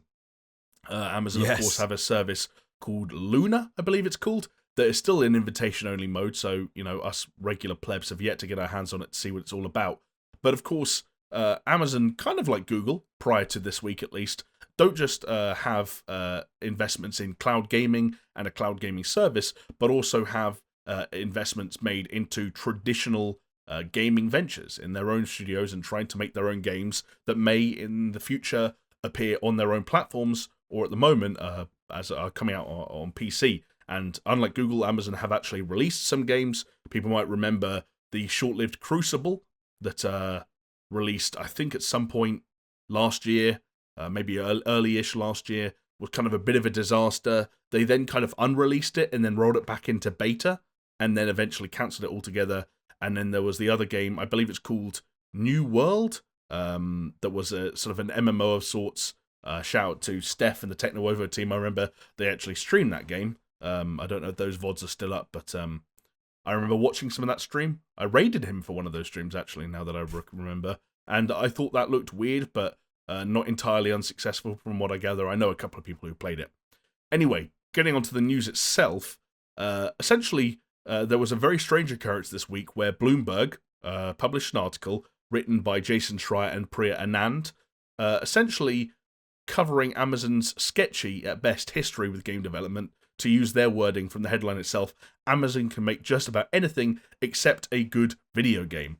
They kind of looked into the long and storied history of Amazon's time in video games at the moment. For anyone wondering, Amazon have actually been in the video game business since as far back as 2014. One of the names that's thrown around quite a lot when it comes to Amazon Game Studios is the boss, Mike Frazzini, who has been at Amazon, for essentially all its lifetime now. He's been pointed to as one of the reasons why this stuff hasn't always worked. There's some quotes from that article that describe how Frazzini talks to the employees of Amazon Game Studios and says he wants billion-dollar franchises, quote, the size of Call of Duty. Despite that ambition, though most, if not all of their, pretty much all of their attempts to make core games since 2014 have been cancelled. As I said, apart from New World, which has so far made it. There's a really kind of funny in a dark way, not funny in an actual way, story about Frazzini where after the cancellation of that game I mentioned, Crucible, an outgoing employee went back into the Seattle office to collect some of their belongings, only to find the message, Fraz is cancer, written on the whiteboard. So clearly not a popular member amongst the employees of Amazon Game Studios. But then a fascinating thing happened. Bloomberg published this article. The next day, Jeff Bezos stepped down as CEO of Amazon and was replaced by Andy Jassy. And one of Andy Jassy's first moves as CEO of Amazon, ironically, was to send around an email to the Amazon Game Studio staff to reaffirm his commitment to video games. He actually referred to Jason Schreier's article directly, referring to it as nasty and exaggerated. And it suggested that Amazon, under his leadership, would still be very much invested in their video gaming future, which, for anyone wondering, currently costs them $500 million per year, and that excludes any kind of Twitch integration or any Twitch-related expenditure. That's just $500 million a year on video game-related pursuits that so far have yet to bear fruit. Kind of fascinating, I guess, to see the new CEO of Amazon, the new Jeff Bezos, send an email to his staff about a Jason Schreier article. Right? Yeah, but we were saying before the pod that if anything, in my mind, that bodes really well for you'd hope so. You hope so, because it says they're not just trying to. So, for example, the first quote that you said about from the Fraz, where you said that they want to make billion-dollar franchises the size of Call of Duty. That to me says that they don't know what they're talking. I mean, it's just a quote, it's one quote, but that is the sort of quote which is kind of worrying, because it suggests that you've seen the results. You say, what's the biggest game franchise? Call of Duty. Right, we're going to make that. Yep. And that's always a ridiculously dumb thing to say in any creative endeavor, because you can't just be them. They are them because of years and years of graft, slog, fans, development, etc., etc., etc. You cannot to just get to do that it. point, right? And massive growth. Look at like Rockstar Games, right? You can't just say, hey, we'll just be them. Like, you can't just be these people. And it doesn't really make any sense. But to me, to be aggrieved as well by a Jason Schreier article in Bloomberg, you need to be listening to people like Jason Schreier if you want to do gaming, if you want to know what's going on in the industry, if you want to have a bit of a finger on the pulse, because then it means you might read people who say, do you know what, the way not to do it is to just spend $500 million a year and just throw money at stuff and hope it works. That's not the way to do it. Like, you've got to be smarter about these things. As we've said with Google, they weren't very smart in the beginning, but maybe with this new CEO, what's his name? Jassy? Jassy, yeah, something like that. Jassy. Maybe he's a little bit more switched on, a bit more finger on the pulse, and he'll actually start to do, he'll start to, use the money more wisely, or, whatever. But I don't know. We can but hope. When do you call it a day? When you spent 7 years spending hundreds of millions of dollars trying to make video games, and this MMO had you heard of New World? I hadn't heard of New World. When that's the only output after all that time and all that money, like, I get that it's cool that Andy Jassy might, pledge his allegiance to the flag of video games, but is it dumb? Like, is it even worth? Like, is it actually a bad business decision? I know it's a hard one to predict, but I always think the problem with gaming and a lot of these people, business people, as we've talked about both these stories, the Google one and this one, are business stories effectively, but game adjacent, is gaming every year. The amount of money in that market just goes up and up and up. True. And they must look at that and go, what? Like, because they love to draw graphs, these people. They'll literally go, look, there's the graph. And they're going to go, well, in 2030, this industry is going to be bigger than movies, television, like every kind of other pursuit you can do outside of the house put together. Like, we need to be in that world. We need to be involved in that. We have to pump money in to do it. So I don't think they can come out of it. Okay. I think coming out of it would be insane to them, because they're like, it's going to be huge. We can't get out of it. But at the same time, you're right. It's madness to just be doing it for such a long time and to be able to say you've done barely anything. Yeah. At some point, like, you have to also look at the hierarchy. Like, I'm not going to jump on the bandwagon when it comes to blaming this Mike Frazzini guy, but you've got to presume that with the money and sway Amazon have, they know how to hire talented people. They know how to hire people that can do a good job. At some point, when teams that big with those kind of budgets can't produce the goods, there's something significantly wrong, like, within the hierarchy, and you tend to look higher rather than lower with that stuff, don't you? Like, I'm surprised that this isn't coming alongside the news that, hey, Jassy sees as a future in games for Amazon, he's also shaking up the entire division and, like, hiring all kinds of new people or firing all kinds of people. Fair enough if people think I've gone crazy, but I think there's a real problem in like this sorts of industry anyway, from my limited experience of how, like, businesses and stuff operate, in that they put far too much stock in just hiring the right people at the top. Right. I've been in too many companies where they go, if we just hire this really expensive person, then everything will be fixed. I've been in companies where they do that, and that is the death knell for that bit of that industry, because they're going to spend $250,000 a year on someone who's really good at what they do, and you're like, yeah, I'm sure they are, but you're pretty sure that the real problem in in your area and that business isn't that they just needed someone more expensive. And so I think that it's like a grassroots thing in my mind. You've got to build stuff in order to get there. You can't just hire expensive people. Which is why, again, like, I think it's kind of a weird way to do it, to just go pump money, build whatever. For Amazon or Google or whoever, this is the other thing I find odd. Why don't they just be EA? Just go and buy successful smaller studios and just, like, run them from on high. Yeah. Wouldn't that make more sense for some of them, rather than trying to... I think so. I wonder, and again, I'm never going to know this firsthand, obviously, but I sometimes look at the situation and the arguably comparable situation between something like Amazon and Google, and wonder, like, is game development as a I don't know, whatever you want to call it, but is game development an environment that's not suited to blank canvas, big budget thinking? Like, it's probably worse. Actually, it's probably worse, right? Yeah. Like, imagine if you gave us, like, here you go, mate. Imagine if you gave us right now, someone signed up to the Patreon who was a billionaire, and Jeff Bezos, right? He's got nothing to do now, and he suddenly gave us $100 million to spend and he was like, we're going to make SuperShow amazing. Here's $100 million. I can guarantee that in year one, we'll probably waste, like, more money than we've ever seen because we'll go, we're going to do this, and we'll just go crazy, and it will be ludicrous. Yeah. And we'll come out of some content that no one wants. But we can make it because we've got the money, and it will just be, like you said, big blank canvas thinking, and it's probably a bad way to do it. Because like, who wants to be in that meeting? Like, bring it back to the meetings they probably had, like where you get an email from Mike Frazzini, says come to meeting room 2. You sit down at this big table. There's 30 people there. He goes, right, guys, got a few. We got a 9-figure budget. Anyone got any ideas for a game? You're just sitting there going like, what if we made a game like Call of Duty? What if we made a game like GTA? That's probably what the people in those fucking meetings say. And like, yeah, that's not conducive to the production of a video game at some point.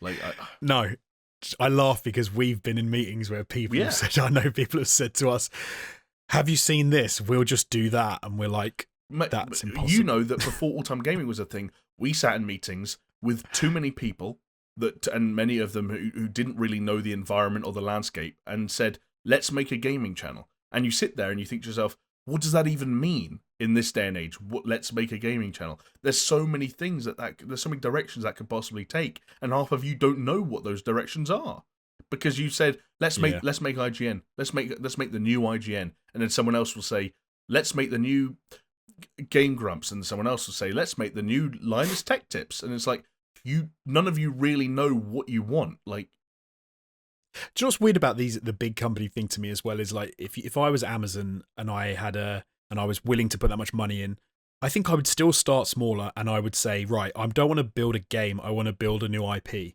And I'd start off with the first game, and I'd almost have the first game, I'd try and make it really well, I'd try and make it to a very high like level of quality and in a genre that we want to do, but I wouldn't spend a ludicrous amount of money, and I'd let the gamers tell me what was wrong with it.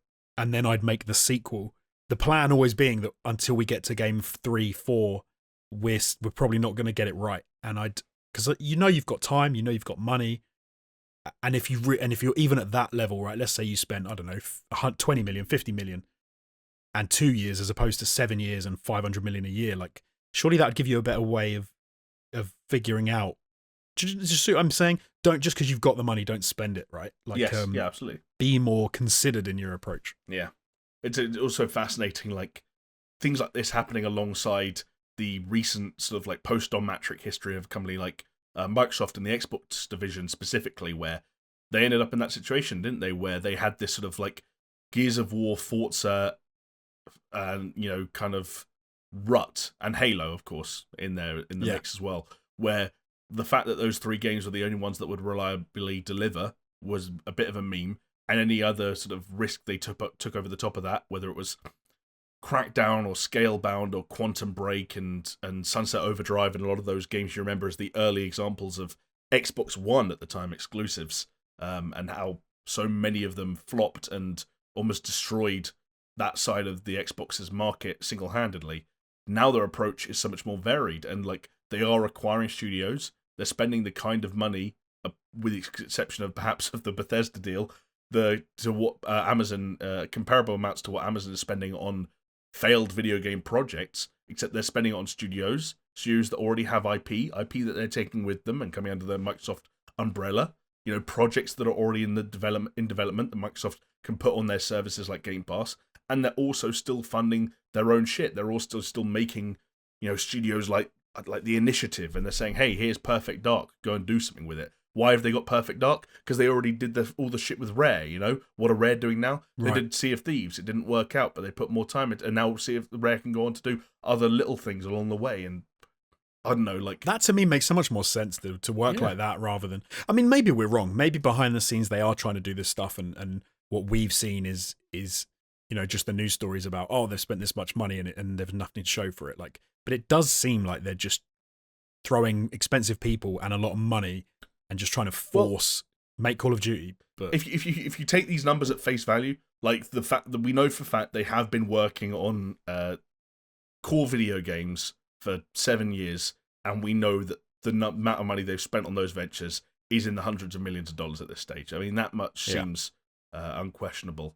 And again, sometimes I feel as though, I don't know if you agree, but the fact that the new CEO had to send that email suggests, like, if that article, was something that most employees could just laugh at and ignore, they would have laughed at and ignored it. When the CEO steps in and says, hey, the things in this report are nasty and exaggerated, to your own employees, you're almost having to reassure them, like, hey, don't listen to what the outside world says, we are doing the right thing, which implies there might be room for doubt in the minds of people there to begin with.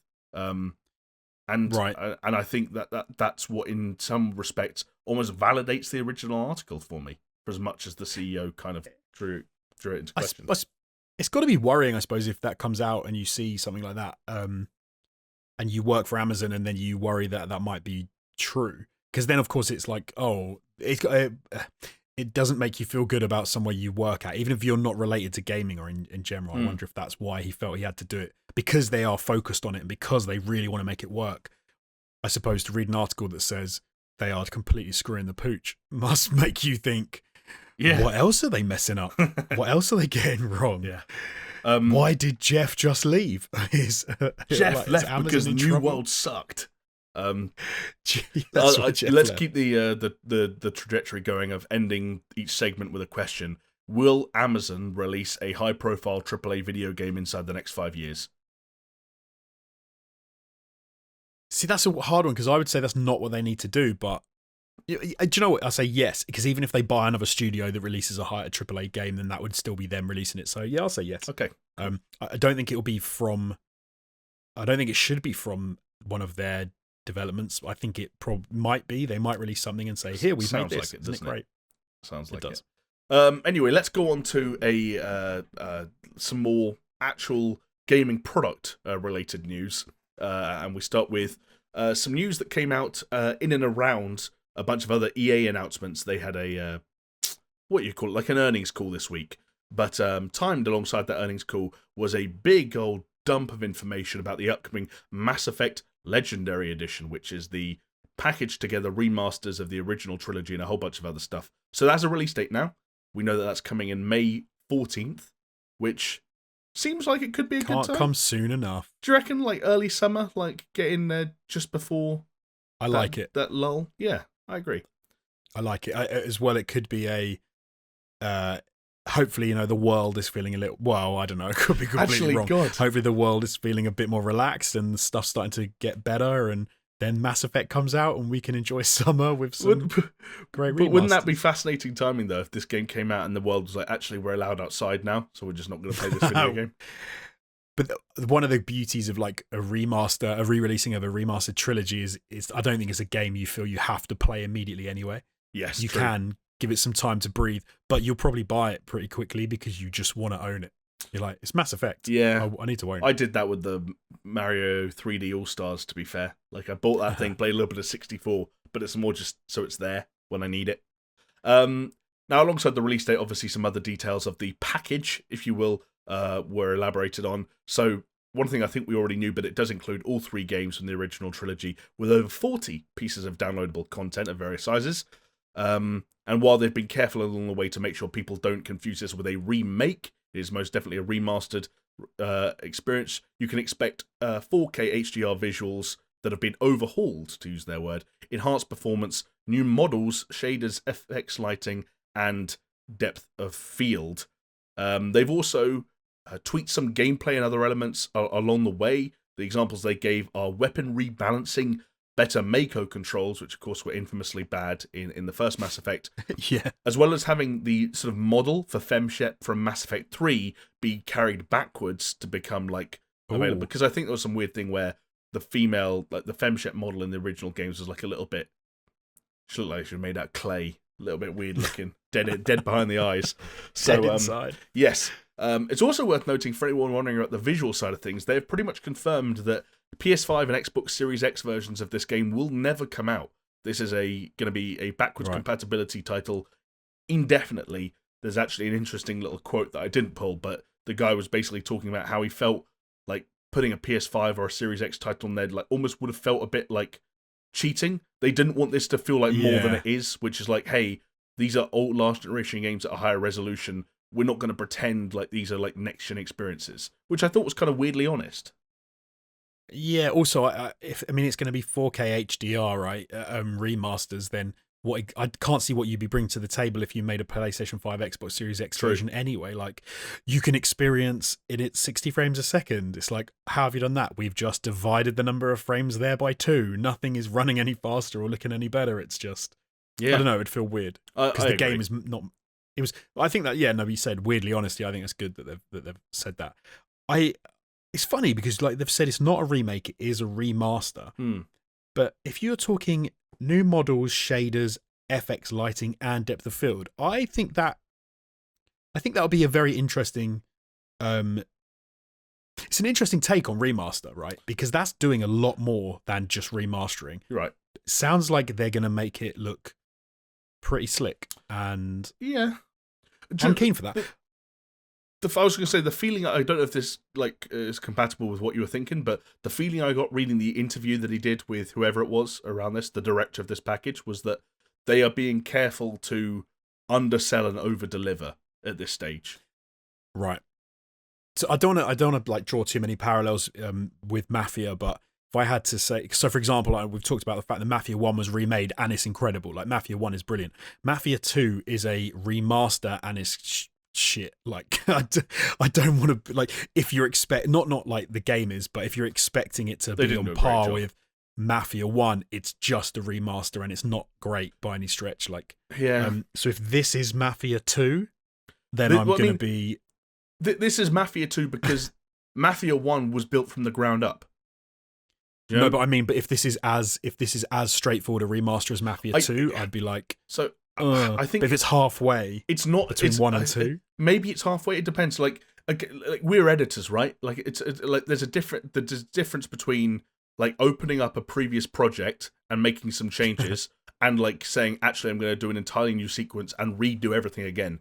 Like, there's an interview again that I talked about that I referenced before, where he talks about they considered going up to Unreal Engine 4 because these were all made in Unreal Engine 3, and they looked at doing that, and they basically looked at it and said, this is too much work. It's a weirdly honest interview. Like I said, they looked at it and said, we'd have to redo so much of what's already done for this trilogy, we're not going to do it. So they're being careful to make sure people know the fundamentals. These are those same games. It's the same code, the same concepts. They're just like swapping out some models and upping the resolution, and it's going to perform better and load faster, you know. Right. It's hard. The reason I think this might be different, though, is with what they've said, is because of the type of game it is. Because what you're doing in Mass Effect, if you had new models, new lighting and stuff, I think that'll make a lot more of a difference to the game and how it feels than I hope so. a game, because it's less, it's more important about what the models look like, and you're doing a lot of conversation, you're doing a lot of walking here, doing this, doing that. It's not like a first-person shooter where the game's going to feel dated just through the controls as such. I mean, I'm sure it will to some degree, but it won't be as bad. Mass Effect 1, I've got a feeling, will definitely feel dated no matter what they do to it. Like Mass Effect 1's Mass Effect 1, right? Yes, but Mass Effect 3, like, I think it could probably look pretty wicked. Yeah, just remaster. It looks great. It looks good anyway. Yeah, there is a trailer for this thing that came out alongside this announcement, but I've yet to see anyone. I'm sure some people have made a side by side, but I've yet to see a side by side that does really cool, like swipey wipey things where you can go, oh wow, look at that. I'm sure someone will do it eventually. I saw one person stitch up 2 versions of the trailer, but they didn't do any side by sides, and it's weirdly difficult to remember what one thing looks like and then immediately look at something else and spot the difference, as I always realise when I'm trying to figure out if my HDR is working. Look, just looks the same. So why I struggle with, like, obviously remake is a remake, but when remasters seem to be quite difficult to gauge sometimes. Like, they'll say remaster and you'll see it and you'll go, this looks awful, and they'll say remaster and you're going, oh wow, this looks pretty good. Like, it's hard to tell sometimes for me. I agree with that. Where it's gonna come. Like, for example, if you told me that the new Prince of Persia game was a straight remaster, I'd believe you because it looks pretty crappy. See, but then at the same time, I wouldn't, because I look at that and say, wow, this looks shit, but those aren't the same assets. Like, they remade the elements that are going into this.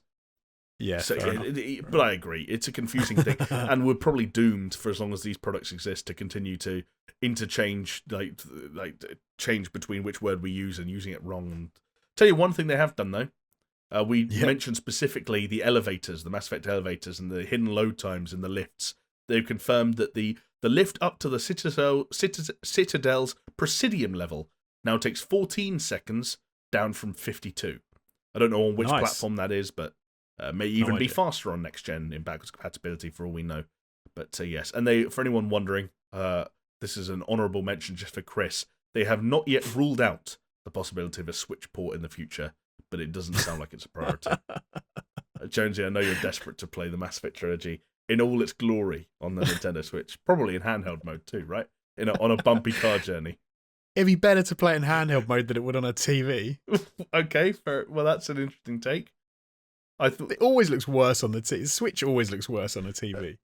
I suppose. I mean, yeah, because the relative size of your TV versus unless you sit here with the screen. Well, in docked mode, it does output a higher resolution image than it does in handheld. But you're right, because of the screen size difference, it usually is a bit shite. Yeah. Anyway, moving on from Mass Effect, and I did mention, though, that this was all happening alongside an EA earnings call, where they usually have to state some of the other things they've got going on in the near future. And there were a few other tidbits of information that came out. One was more of an official announcement that EA have announced the return of EA Sports College Football, which, from what I gather from some American folks, is a big deal. Because they say, hey, what if we played Madden, but it was people we didn't know that were still at university? They have their college football thing is so huge, isn't it? In America, they absolutely love it. Yeah. I'm surprised it's So is it coming back? I'm surprised that I think it went away. I think they stopped for some time. I think there were lots of weird difficulties with the rights surrounding college footballers. And clearly, whatever issues they had, they were able to sort of push past that, and now they are back on track. So, from what I can see, the last one there was a thing called NCAA Football 14, which was an EA Sports joint that came out in the summer of 2013. And now, as we said, they've just announced it's coming back. I know the NFL get their people from all the colleges and stuff, so I understand that the best players in the world come up through the colleges. But so before any Americans get annoyed with me for saying this, I can't imagine there being a football, as in soccer, like FIFA version, where they say we want younger, worse players in a football game. I know what you mean. Because, imagine, seems a little. I suppose the FIFA version, because again, we don't have there's no correlation between university football. That's the funny thing about football, right? It's university football isn't a thing, because if you're not playing professional football by the time you're 18, you're not going to be a professional footballer. No, that we have. Well, was it Wayne Rooney was 16 when he got into the international side? There's a guy who played for Chelsea tonight, as we're recording this, that joined the academy when he was 7 or 8 and had to live with a foster family. But they play professionally when they're 15 years old. Yes, legally they can play from 16, and 16-year-olds play very regularly across the board. Maybe some 15-year-olds in some scenarios, yeah. The equivalent in the UK or in Europe would be a game called Jumpers for Goalposts, where it was all the different secondary schools around the country, and you'll be playing on a school field. Or I was thinking EA Sports FIFA Academy Edition, where it's just all the academy of players from all the Premier League clubs. It wouldn't work. It wouldn't work. There isn't, doesn't really. I knew a kid when I was a bit younger. I knew a kid, and he was, I think he is just a little aside for you. He got asked to join Arsenal's academy. Right. And he was not 9 or 10, something like that. And he didn't do it. And the reason he didn't do it was because the number of, so I knew his parents, but then they basically said, if he does it, he can't play football anywhere else except at the academy, even if it was playing with his mates down the park. He wasn't allowed to. So they were hold on, he's 10, or maybe he was 12, I can't remember, but he's a kid, and you're saying that he can't play football anywhere else. That's rubbish. And what percentage of your kids end up actually playing for Arsenal? And it was some low percentage. Yes. And I think it was you could ruin his childhood for a chance that he gets to play. It's brutal at a high level. It's fucking cutthroat, Yeah. Yeah, but so I suppose what we're saying is not going to happen for football, but NFL fans or American football fans rejoice. And the other thing that confirmed out of this, sort of, is something that was something of an open secret at this point. EA have confirmed that the Battlefield series will return this year, with a reveal expected in spring, followed by a launch in holiday 2021. All they said about it was that it will be a return to all-out military warfare that will, quote, take full advantage of the power of next-generation platforms to create battles with more players than ever before. So Battlefield's still pushing the, hey, look how many people are in this match at once narrative. Not sure that's the battle they really need to win at this stage, but yeah. I'm sure you want another aside, so here's a little one. Okay. I have my old PlayStation 4 in my bedroom, specifically for watching like movies and stuff. Makes sense. The wife and I thought we'd check out The Witches that I bought her for Christmas. Lovely. The Witches, like the Witches with Anne Hathaway. Anne Hathaway. Okay. Clicked on the eject button on the PlayStation that I haven't turned on for a good while, and what popped out when I opened it? Battlefield 5, and I actually went, "Aww," because I remembered like the tiny rise and the decline of that game, and it was I think it was unfair, and it made me feel a little bit bad for Battlefield. Yeah, there are some passionate Battlefield players in our community. Did you know? Understandably, it's a good series, and Battlefield 5 is a good game, but sometimes they just can't get any love. Sometimes those games just seem to get. That's why I made the R sound, because I think it's so easy to go, well, Call of Duty Cold War in 2 months, or coming out like 2 months before the end of the year is the second biggest game, or the biggest game, second biggest game of the year in 2 months. Battlefield could come out and like barely make the top 10. I think Battlefield still does okay, but certainly the fall off and the kind of the long term prospects of 5 did suffer. They did struggle. They released their Battle Royale mode, which I can't remember, it's called Firestorm or something like that. Oh blimey! I think we play it. We did play it. We even streamed it. We set up this really fancy 4-man streaming thing. Oh god! Oh yeah! In the basement. Like I forgot that was a thing. Yeah, like it didn't work. It didn't work. And then Warzone's absolutely smashing it. They must sit there and go, "Why? What happened?" You know what didn't smash it in the eyes of most fans was Black Ops Cold War itself. So I do wonder. No. You know, one of the things around Battlefield 6 or whatever it ends up being called is that they haven't done modern military really since Battlefield 4, which was, I believe, like a more or less a launch title for like the PS4 and the Xbox One. So it would be a long-awaited return to that modern environment, that modern setting for the Battlefield series. Yeah. After doing Hardline, which was the Cops one, then 1 in World War I, and then 5 in World War II. I'd be very interested to play a game that's a more Battlefield 3, Battlefield 4 inspired entry in the series. Here is my prediction. Okay. It's not going to happen, but here's my prediction. Okay. Battlefield 6 is the game that blows Battle Royales out the water. They have massive, like 200 people battles, 250 people battles, where they're maps the size of Warzone, but it is an actual Warzone. Right. And there are like buildings collapsing in real time, particle effects, crazy shit, and it is epic. And everyone gets away from Battle Royales because Battlefield 6 makes something beautiful. The thing is, like, when it comes to the element of your argument that talks about like it taking away from Battle Royales, I won't comment, I won't speculate.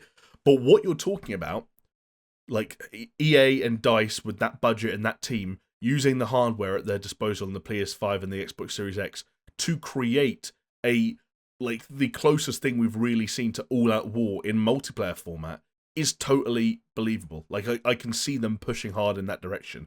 Whether or not it makes people shy away from like Warzone and saying, "Hey, there's 200 people in this battlefield right now," like I don't know, but that's a clear direction for them to try and pursue.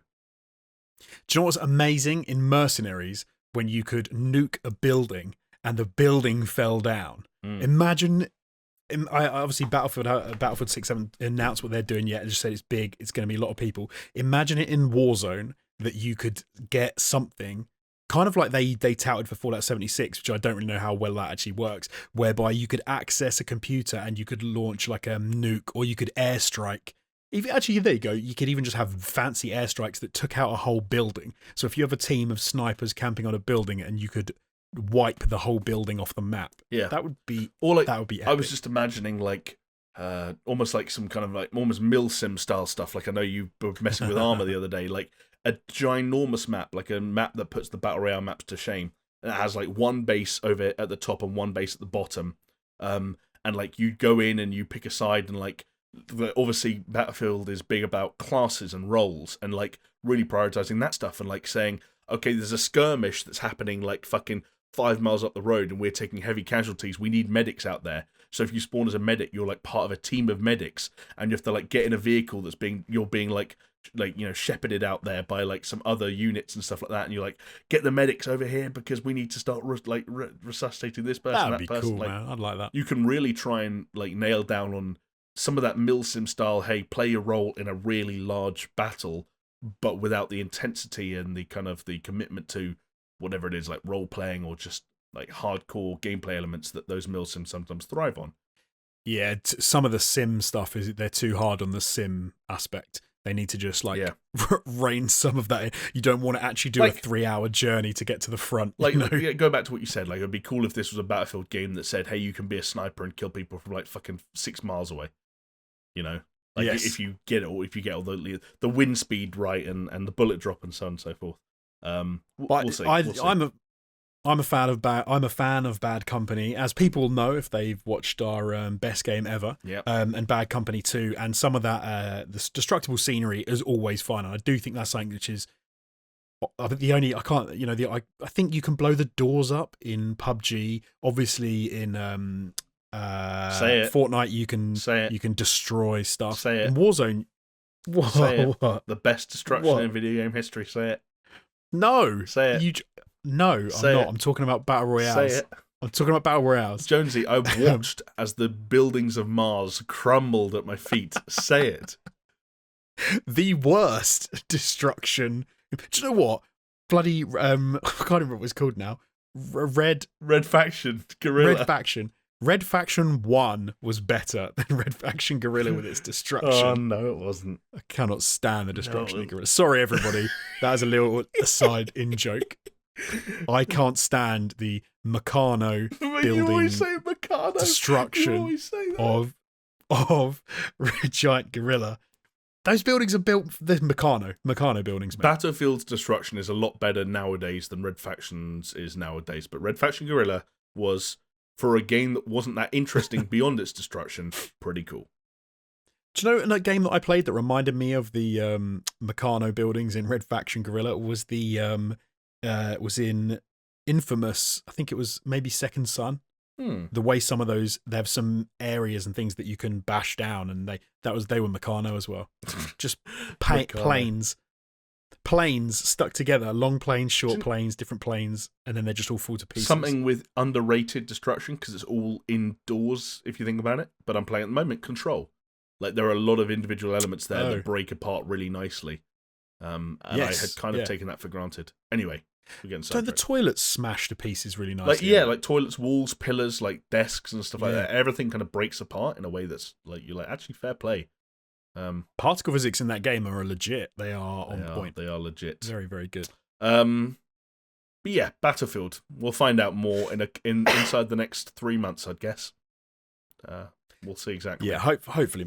There was an IP that I always want to see come back strong. It never makes me feel good when a Battlefield game does badly. No, Battlefield at its best is not just good, but importantly, it's different enough from Call of Duty than some people give it credit for, and I'd love to see it take up its place in that kind of, hey, there is room for two of us in this town kind of a situation. But we'll see if that happens. Yes. And speaking of the biggest rival and some of the other biggest rivals to Battlefield, certainly in the first-person scene, I know you were doing a little bit of looking around for stories, and one of the things we came across were a handful of stories that came out around the cheating scenes in some of the bigger competitive first-person shooters that are around on the market at the moment. I know you were looking specifically at the way Ubisoft, for example, were handling some of that stuff. Yeah, so there was an interesting blog update from Ubisoft specifically about Rainbow Six Siege and how in 2020 they've been dealing with cheaters and hackers and also the companies that develop cheats. And so they put out a blog update where they have basically said that they have banned 91,000 people, or just over, in 2020 from cheating in Rainbow Six Siege, which was a 50% increase on 2019. But they also went into some interesting details about sort of how they're having to deal with it and how it's changing, how the world of cheating and those third-party companies, like writing those cheats and selling them to people, how that's changing, and how they're sort of got this constant battle where they're trying to improve their tech.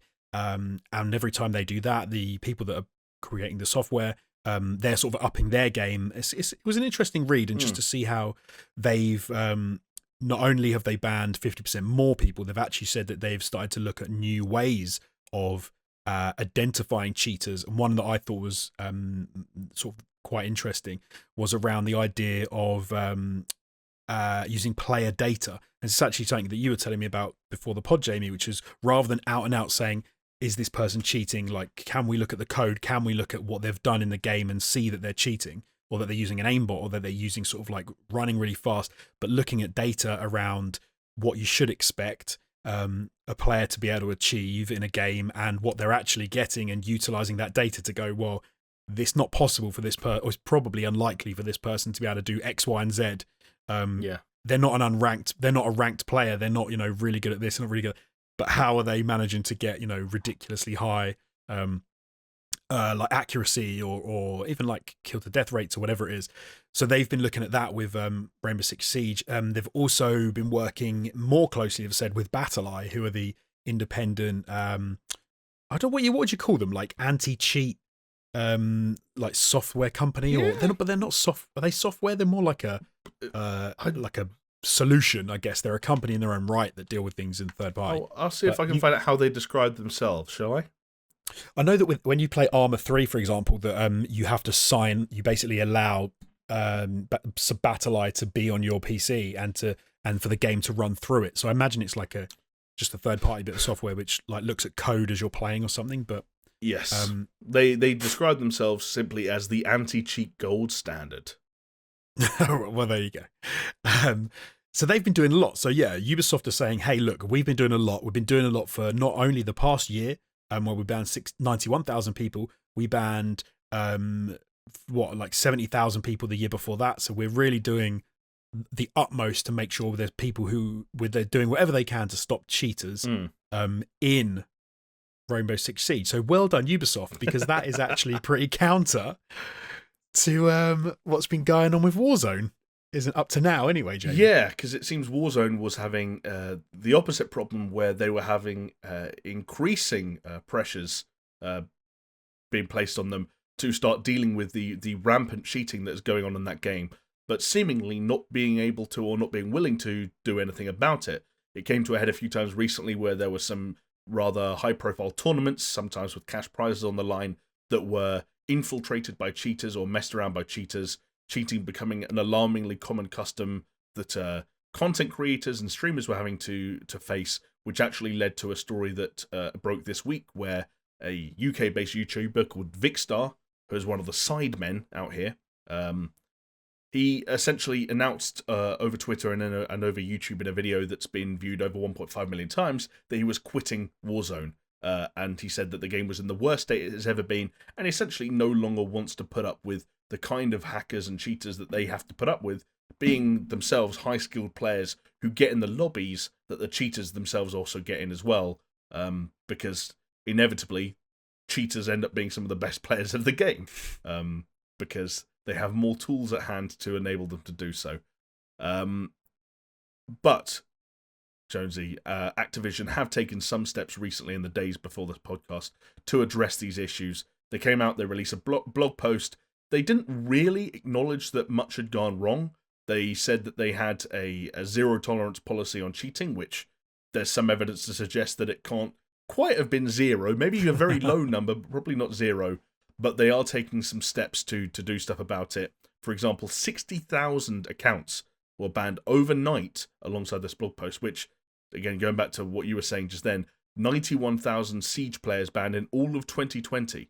So 2/3 of the number of Siege players banned across a year, banned in Warzone overnight. and in seemingly immediate response to pressure from content creators and streamers who were threatening to not play the game ever again, which big source of revenue drive for Activision. That's probably why they got scared.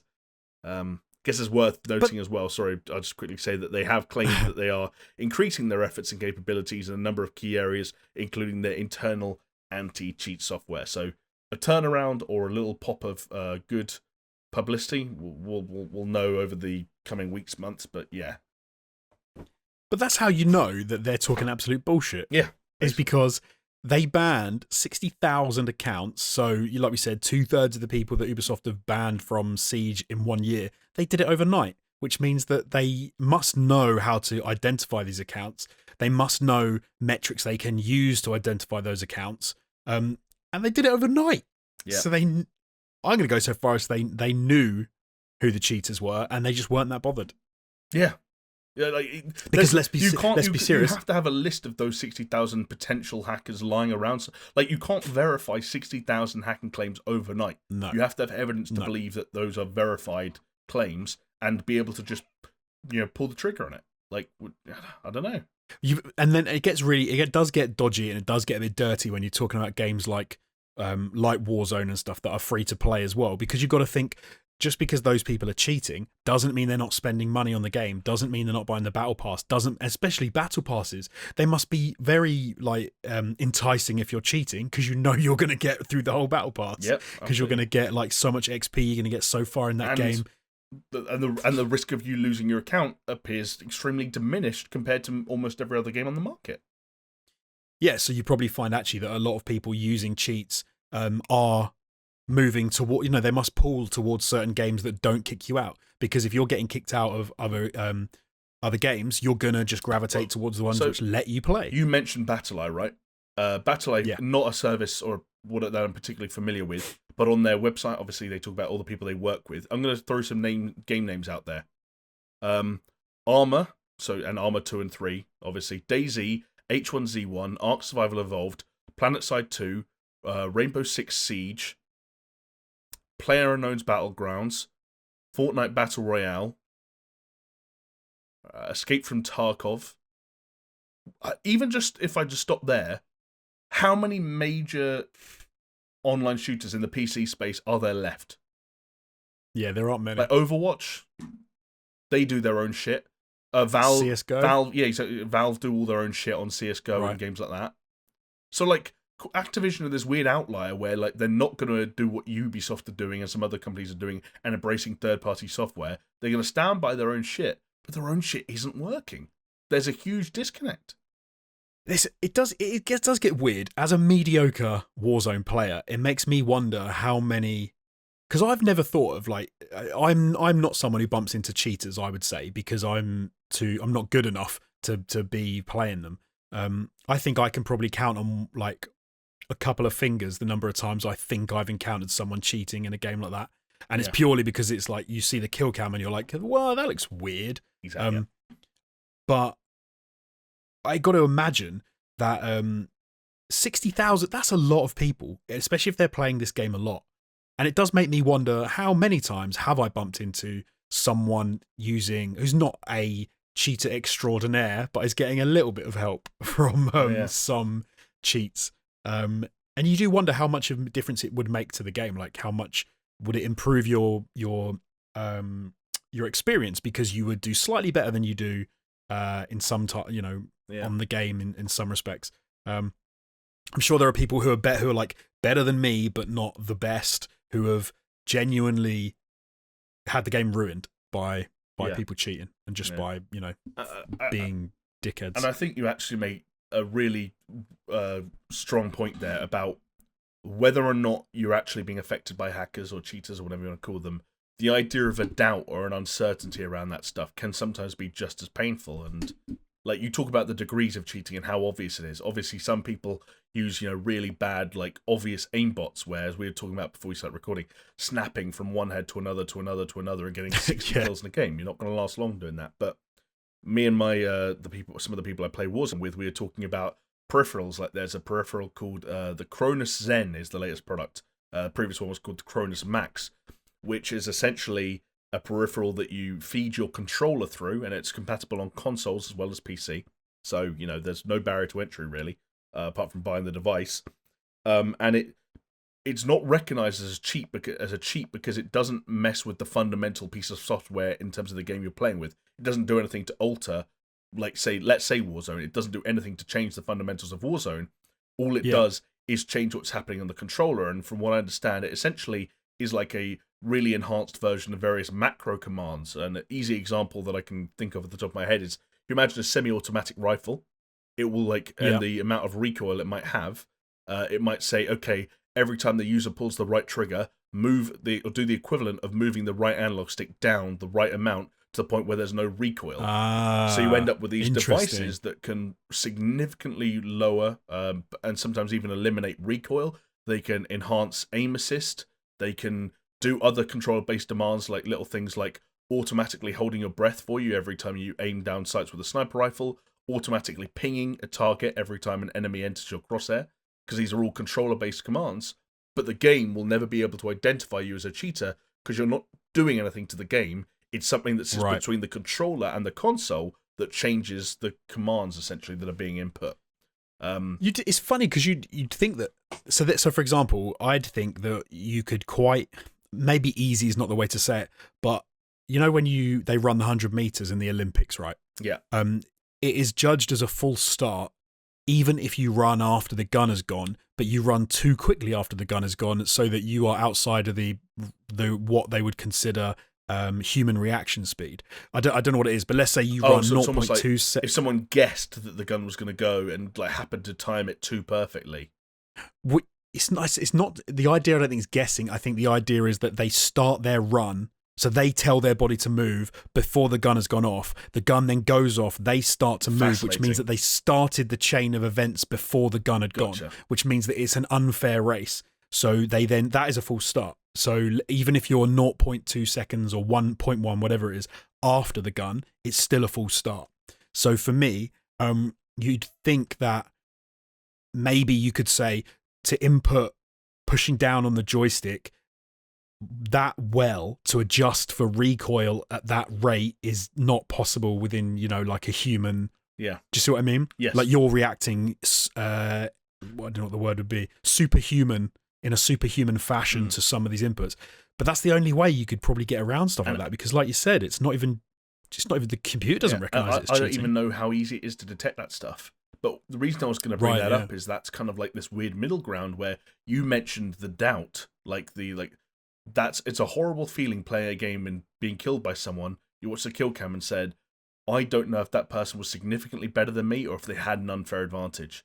And at some point, a game like Warzone can be played by enough of those stories, enough of those situations, that even everyday players start to think to themselves, hang on a second, what was that?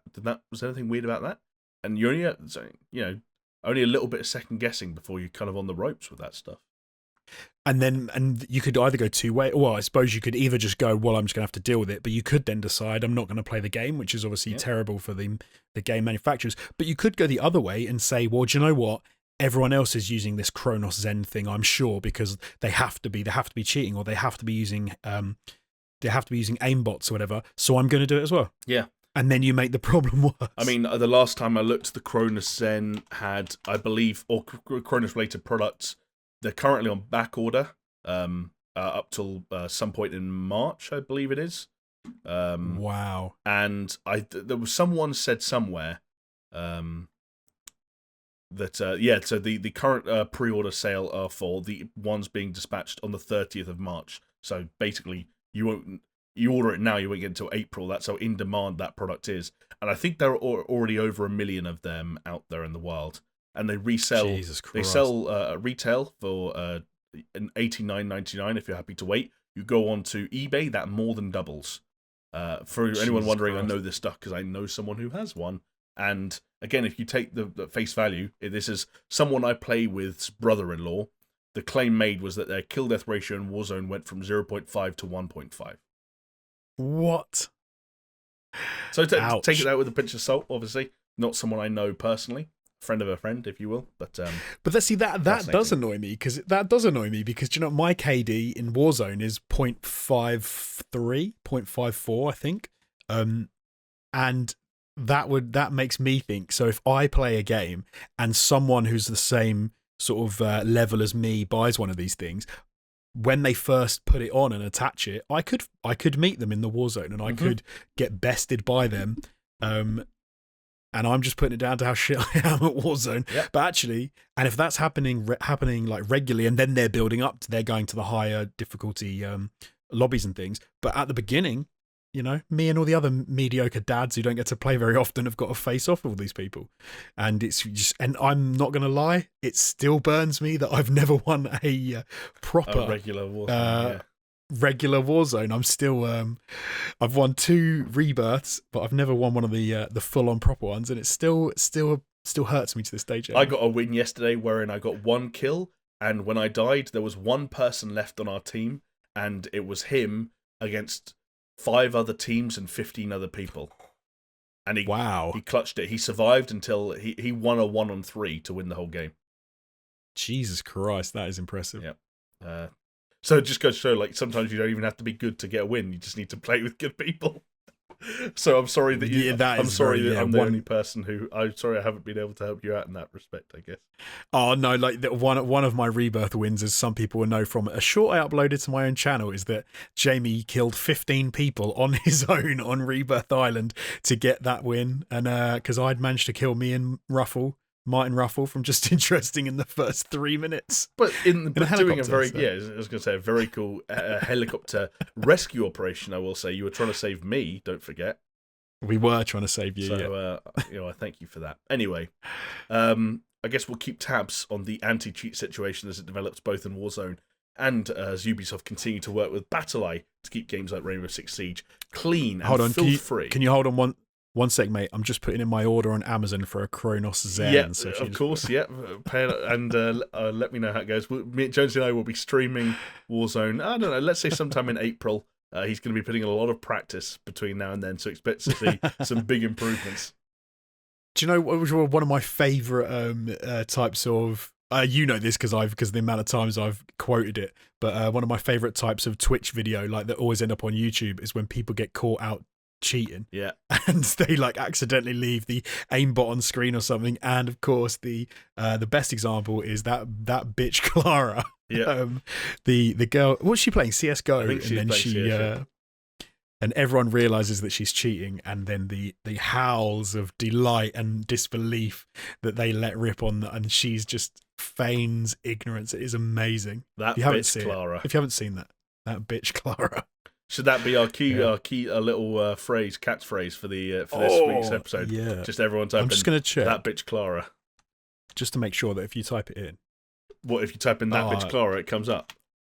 Yeah, because if in case people haven't seen it, it actually doesn't. Let me try YouTube and that see. Bitch Clara. I'm sure it would. If you Google it, the first result is YouTube have got it as well. So if you go to YouTube and you want to see the clip, it's that bitch Clara.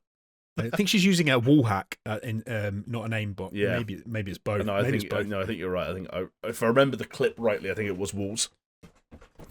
Yeah. So, but yeah, great code word. That bitch Clara is the code word. Yes, for this week. It is indeed. Thank you very much to everyone, whether you're watching or listening, for making it this far to the end of this podcast. Again, do let us know in the YouTube comment section by leaving that little catchphrase.